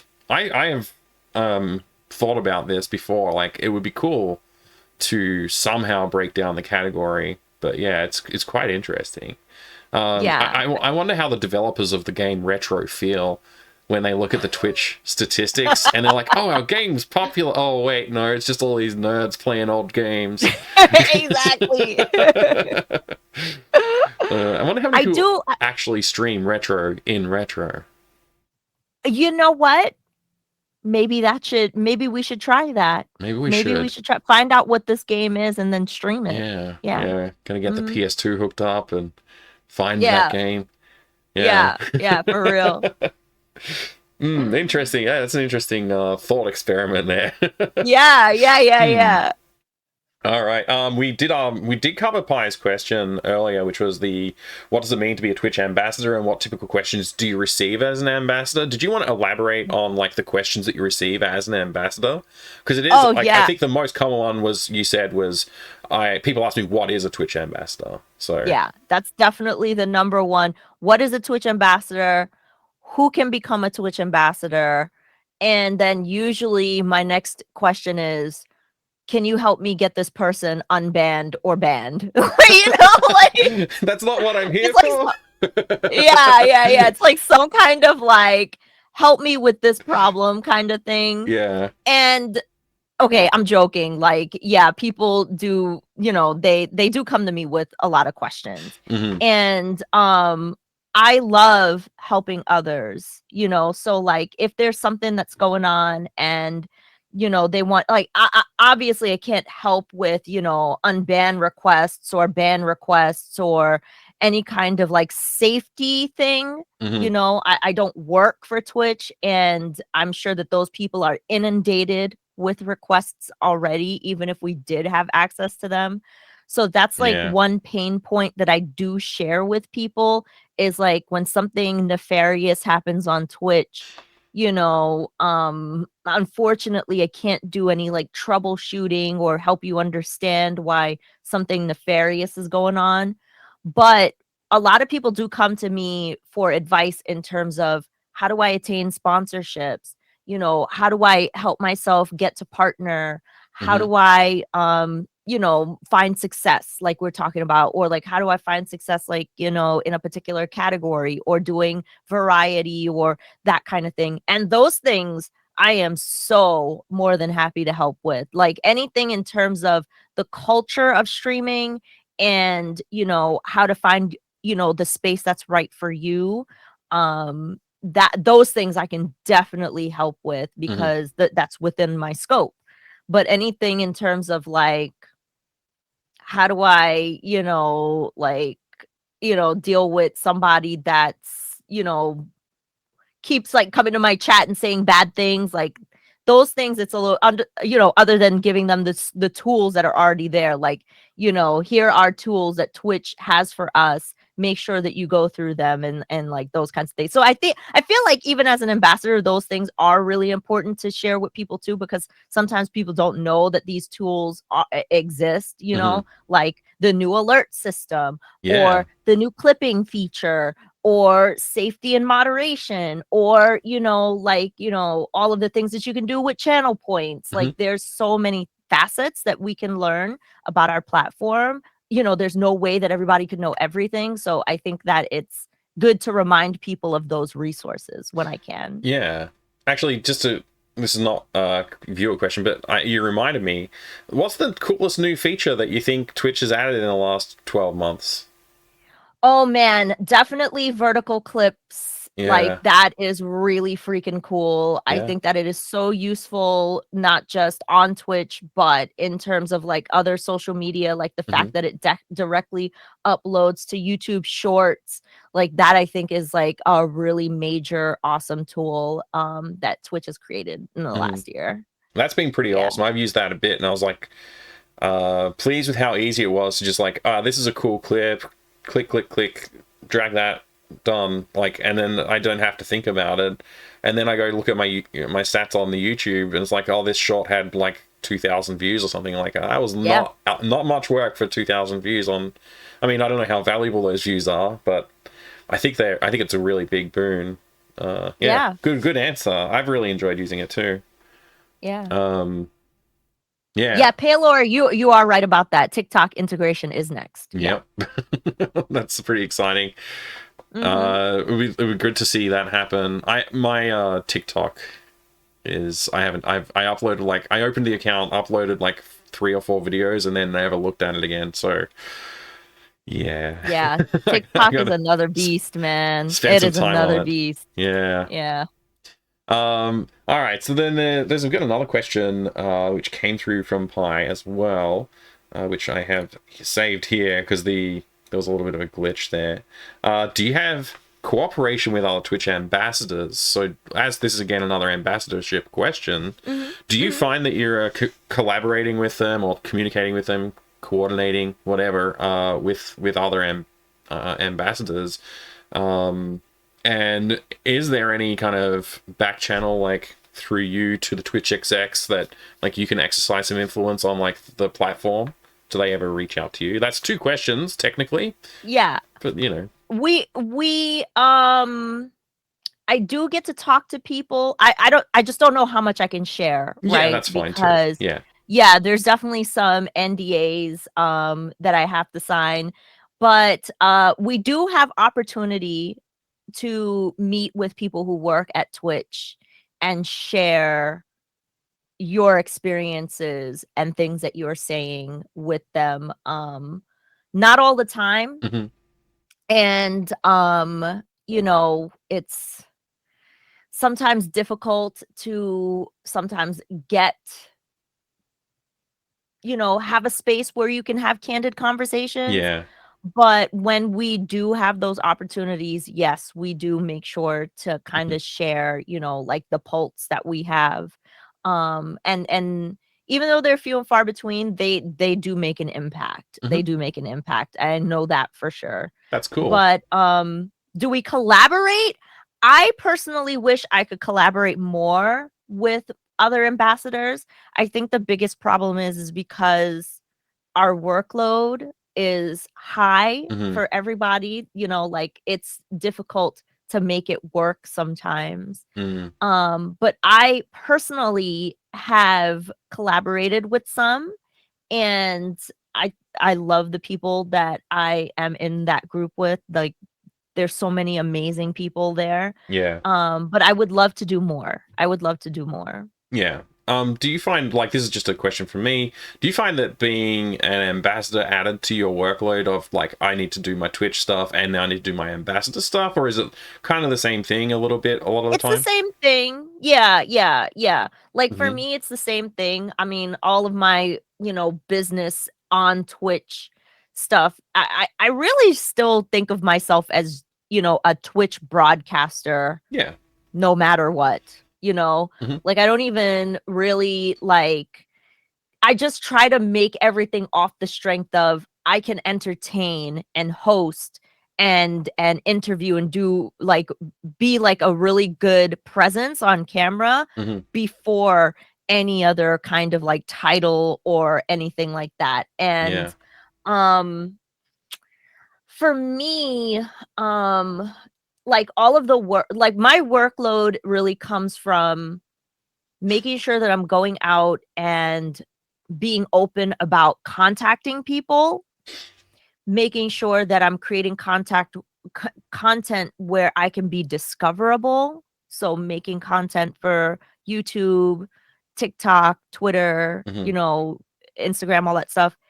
And then figuring out when I should work on things for my actual stream. So, like, am I watching my VODs and making sure that the quality is up to par? Do I need to, you know, adjust any overlays? How am I working on channel Right. points? And then another thing is like making sure that I'm checking in on the community on Discord. I think that that is definitely a part of it that needs to be in the equation Yeah. because they matter. They're Hmm. like, without them, there's no me. Yeah. So, Well, let's those not are go all the so things. far. You'll still be Yeah. there and just no, you're Well, not I looking at mean, them. you know, like, Yeah. you know, with they're very supportive and Yeah. they're my Right. cheerleaders and you Yeah. know that's like you know my audience and the ones that I really really care about what they have to say. Yeah. So I mean, yeah, those are like the things that I feel like are the things I prioritize in my day when I mhm. think about well what is the things that I'm working on. And being a Twitch ambassador, like all of those things encompass that because it's about being on Twitch. Mm. Hmm. Yeah, Discord's an interesting one that you mentioned because that's like a big part of that. I'm building my community, like, and I want to be in touch with these people. I want to give them a channel to be in touch with me. All those things are pretty important. And like, I think there's like a whole like class that you could probably try and like communicate how to run a Discord because Discords are confusing. Like, as a Yeah. like, especially if it's your first time using Discord, you jump in, you're like, oh, I got to figure out how to set this up and. Yeah, it's a big thing. That's a whole other thing.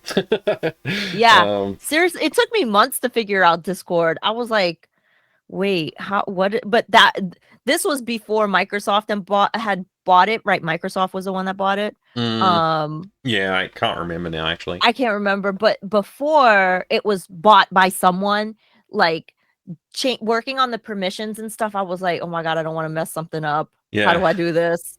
I don't want, you know, like, to not let people chat and, like, all that kinda stuff." right. Yeah, permission layers, yeah, There's yeah, so much. Yeah, and it's like you think you've done it right, and then you find out you haven't, and somebody's like adding everybody, and you're like, oh my gosh, sorry, everyone. Like, you know. yeah, exactly.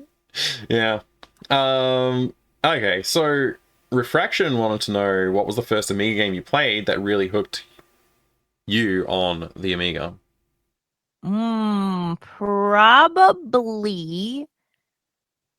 Probably Eye of the Beholder. Yeah.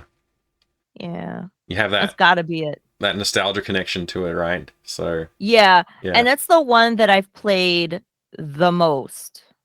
The most amount of times. Uh-huh. Yeah. Wow. I think that's definitely it. Of all Amiga And if it games, the one you played the most. Yeah. Yeah, Wow. definitely. Yeah, for sure. So That's why I can go through it without making a map. I was going to ask, can you play through it without a map now? Yeah, okay, you can. Yeah. That's amazing. I haven't tried the Beholder series yet, but it's on my list of things to do. Yeah, it's a intimidating franchise. It's not easy. Let me tell you, it's definitely not. And I feel like the only reason why I'm good at it is because I watched my mom and my dad play through it before. That's the only reason why. That's good. That's good though. And like then that opened up the Amiga platform for you as like, oh, I should play more Amiga stuff. Yeah, because I feel like the color palette and Mm-hmm. just like the whole mouse, like the way the tank mouse felt, and I don't know, I don't know, it's just always the first thing I think about. When I think about the Amiga, I always think about Eye of the Beholder Yeah. or Lemmings. Right. One of those. Right. Mhm. Lemmings is pretty awesome as well. Another good one. Yeah, I've seen Yeah. you play some Amiga stuff that like I assume was like your first time trying out some of those games and the Yeah. Psygnosis stuff. Some of their interesting shmup designs, stuff like that. There's like they always have that distinctive look though. You look at it, you're like, oh, that looks like an Amiga game. Like I still don't. Yeah. It's hard to articulate just how much that happens, but I guess it happens with the NES and the SNES and the Sega platforms as well. Like Yeah. you do look at it and go, oh, that looks like a Genesis game. Like Yeah. somehow. Like I feel like something like Agony, for example. Oh Like yeah. if you tried to replicate that on something else, Mm-hmm. it's not gonna look as good, you know? Oops, I am typing it wrong. I'm trying to type and think at the same time, and now I've just gone and screwed up. But anyway, yeah, Agony was I think one of the coolest looking shmups with that the flying owl and stuff. It's so well So animated. Where's the how do I So find? good. I was trying to look for something like a video, but images is fine. Yeah, and I wanted to ask you about your plush collection before we move on to we've got one more question queued up. So chat if you want to bring any more questions in. Let's talk about your plush collection while people are thinking about what questions they want to ask. Can you tell me why this started? Because there's a lot there, and like I started collecting PC big boxes for a particular reason, and then it grew. So obviously you're into it. But how did this start? You know, it started with there's a particular Mario back there that I actually got from my first time in Los Angeles when I went to E3. Wow. And at the time, it was very difficult to find licensed merchandise and for Nintendo or video games in general. Uh-huh. And when I saw it, I was like, uh, take my money, right? Take my money. I need this. I need this Mario. So I got that, and then I started working in the video game industry, and then like I would go to like all these industry events and stuff like that, and they would have like cool little giveaways and things like that. So like some of the merch that I have that were giveaways for games, like there's a monkey ball back there. Oh, cool. Yeah, there's like stuff from Harvest Moon. So I have like a little cow and a little dog and a little sheep. And then I think I got like a little Pac-Man plush. And that's kind of how it started. Then living in New York, I had access to the Nintendo store in New York. And that's pretty much where the bulk majority of the Nintendo plushies come from, because they had plush for everything, anything and everything Nintendo you could think of. Pikmin, Zelda, Splatoon, Mario, Fire Emblem, anything you could think of. So I'm trying to think of something. I spent a lot of money. Oh my gosh. What Yeah. about Wario? Yeah, I'm sure they got Wario. Why did they Yeah, I even have think of that? Wario. I got Wario back there, Yeah. Waluigi, Cat Mario, Tanuki Mario, Hmm. all that. Pokemon. Oh my God. Yeah. And my trips to Japan too. That was another place where I got a lot. Oh man. I went to Tokyo for my birthday a few years ago, and the licensed merchandise there, obviously that's where everything is produced. Yeah. So the vast majority of things are there. So I got like tons of Kirby stuff and things that I never even saw in America. So That's yeah, cool. my bag was very heavy. Yeah, I bet. And bulky because of all the plush that's packed into it, Yeah, right? yeah, yeah, That's cool exactly. as. One of the plushes that you got back there is reminding me of something else that I think like people probably want to know. What's up with the hot dogs and hot Oh dog? my God. Tell me more Yeah. about hot dog. I'm from New York, so who doesn't like a good hot dog, you know? Ah. You know? It's a New So Yorker thing. I get it. Okay. yeah, it's a New Yorker There's not thing. like a Yeah, deeper like lore to it. It's just like, hey, New York, get a hot dog. yeah, exactly. You come to New Yeah. York, you gotta have a hot dog, just like you gotta have pizza or a Uh-huh. bagel. You gotta have a hot dog. When I come to New York, which is gonna happen, I promise it'll happen.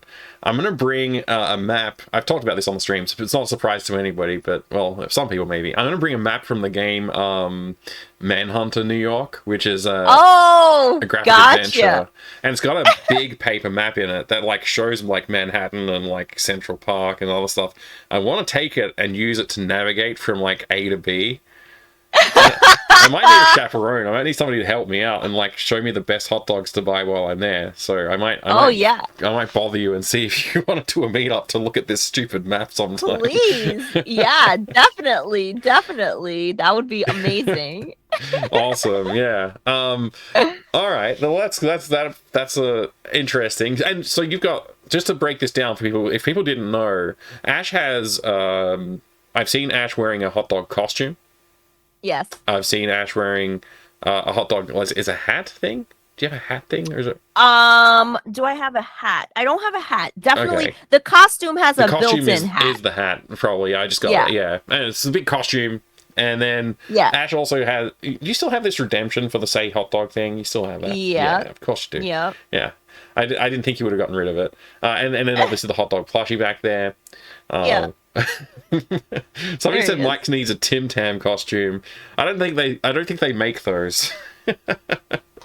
When I went to Australia, I had me some Tim Tams, Oh, and good. those were great. And what do you think of Vegemite? I didn't get the chance to try any when I was there. Yeah, right. Whoops. somehow I just didn't get to try this. Oops, I forgot. That's good. That's good. All right. All right. No new questions, but we do have one last question in the queue, and then we can go back to conversation mode. Ash, this question is from Verge of Apathy. Sure. If nothing sticks to Teflon, how come the Teflon manages to stick on the metal of the frying pan?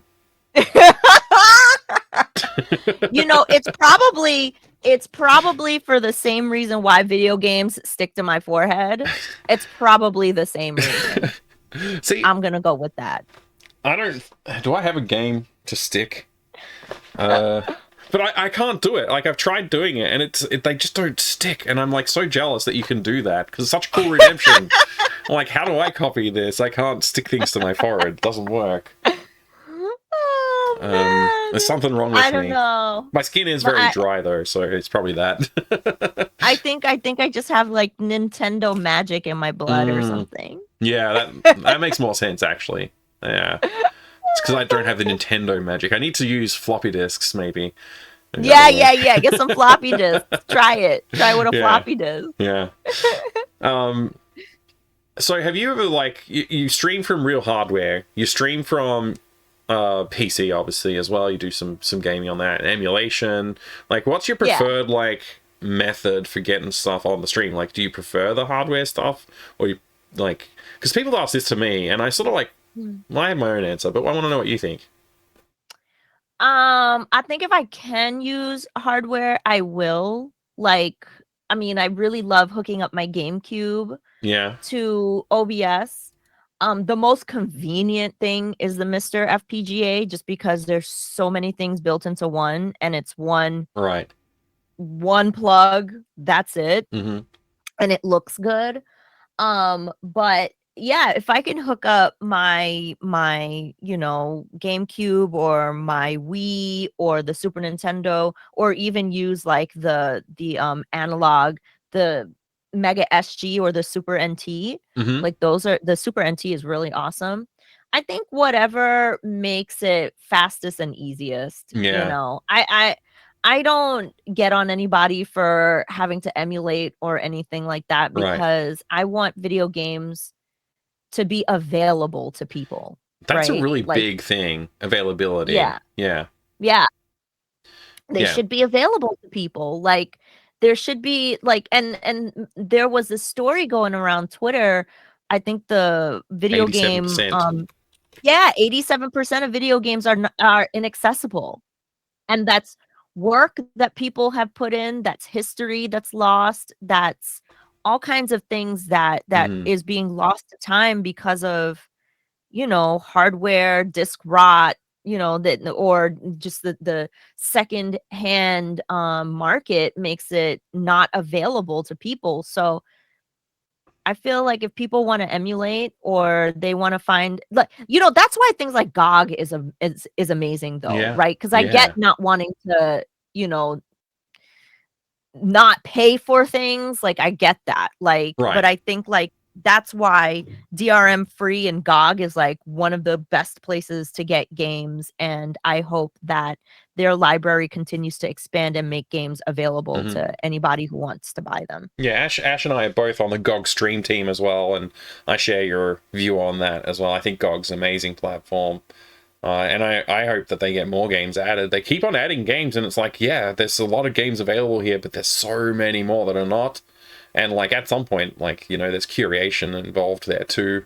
Some games Yeah. maybe they don't want on their platform, but then how does somebody get that game? Like if they do want Right. to see it.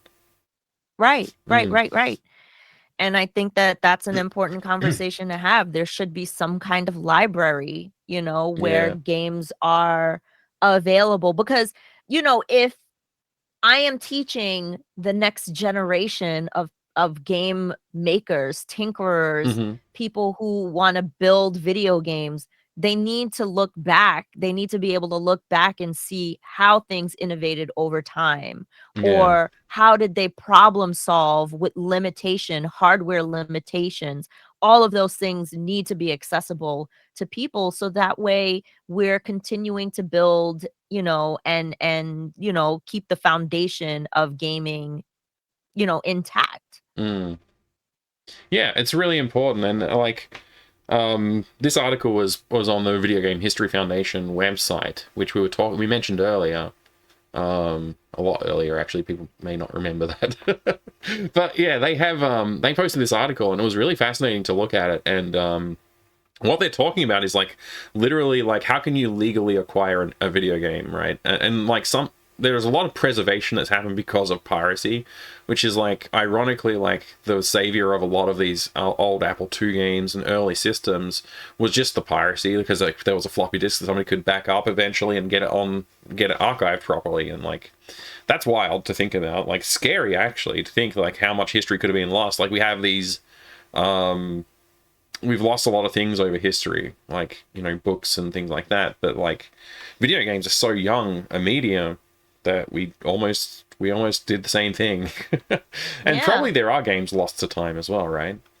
Yeah, absolutely. Like, I mean, even if you just think about some of the games that were probably lost on the eShop, with the closing of the eShop, Yeah. and even though, yeah, it might be somebody's like eShopware game that they built on some kind of whatever, like you as somebody who has made your own game before, like Yeah. that is important. It Yeah. matters. It It does. matters because you put it out there and other people play it, they find it. Like, what if like we lost Flappy Bird forever, even though that, you know, that game was built on assets from other games? Still, the way that the game was made influenced the creation of other games. Mhm. You know what I'm saying? And I think that that's important Yeah. to preserve. It's really important. And there was I was having a conversation last weekend talking about this kind of thing, like briefly we touched on it, and it was like, well, there's a lot of like, because like if you look at the 90s or you look at the 80s, it's basically, it's not pure experimentation. They're building on top of things that they understand from like arcades and from other games and stuff like that, and other media like stories and movies and things. But they're building these ideas out and they're doing their own experimentation. And now, like, if you look at the graph on this article, and you look at the eras where like, you know, availability is like there. Looking at like the 80s and the 90s, they're pretty available, but there's still so many games that are not. Like, it's not even 25% of games from the 90s are available, right? So like, and we're talking like all the different platforms and stuff like that. So it's pretty sad when you when you really want to know, like, is this going to be available to, you know, your grandkids or something like that? Like, are they going to be able to learn from these experimental phases, like, where there's still probably some great ideas that haven't been refined or tapped the way that like the first person shooter has, right? Like, the first person shooter is obviously a well researched and refined genre of game, but there's still room for experimentation there as well, that you could look at the 90s and go, wait, somebody tried this idea and nobody's tried to that again. Why didn't we go back and try that again? And then yeah, what does it say to the people who want to make games in the future, right? Like, the thing that I'm going to create is not going to matter in like 10, 20 years or whatever. And then what does it say to the businesses that, because they want the most profitability, because if they can't sell the product, it shouldn't be available to anybody. Like, where's the balance of power there? Because this exists for music, this exists for movies.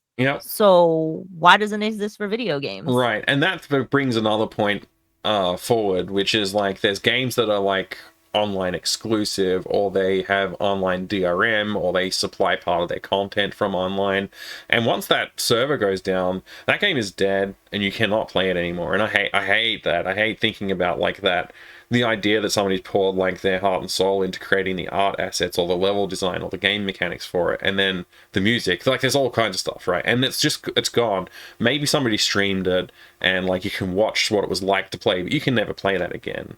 Like, that's really sad. Unreal Tournament. Yeah. And also Cat Pig raised a point that's very important to me, as you know, I collect video games. I collect the big boxes and the manuals and stuff. It's like, those things are getting lost to time as well. We're losing access to manuals, and if you go to like some of the like one of the biggest like video game databases, Moby Games, like, you can go there and look and go to the cover art and look at it, and you can see sometimes you'll get like the front and the back of the box, but you don't get to see like the contents of the box. You don't get to see like what was actually in there.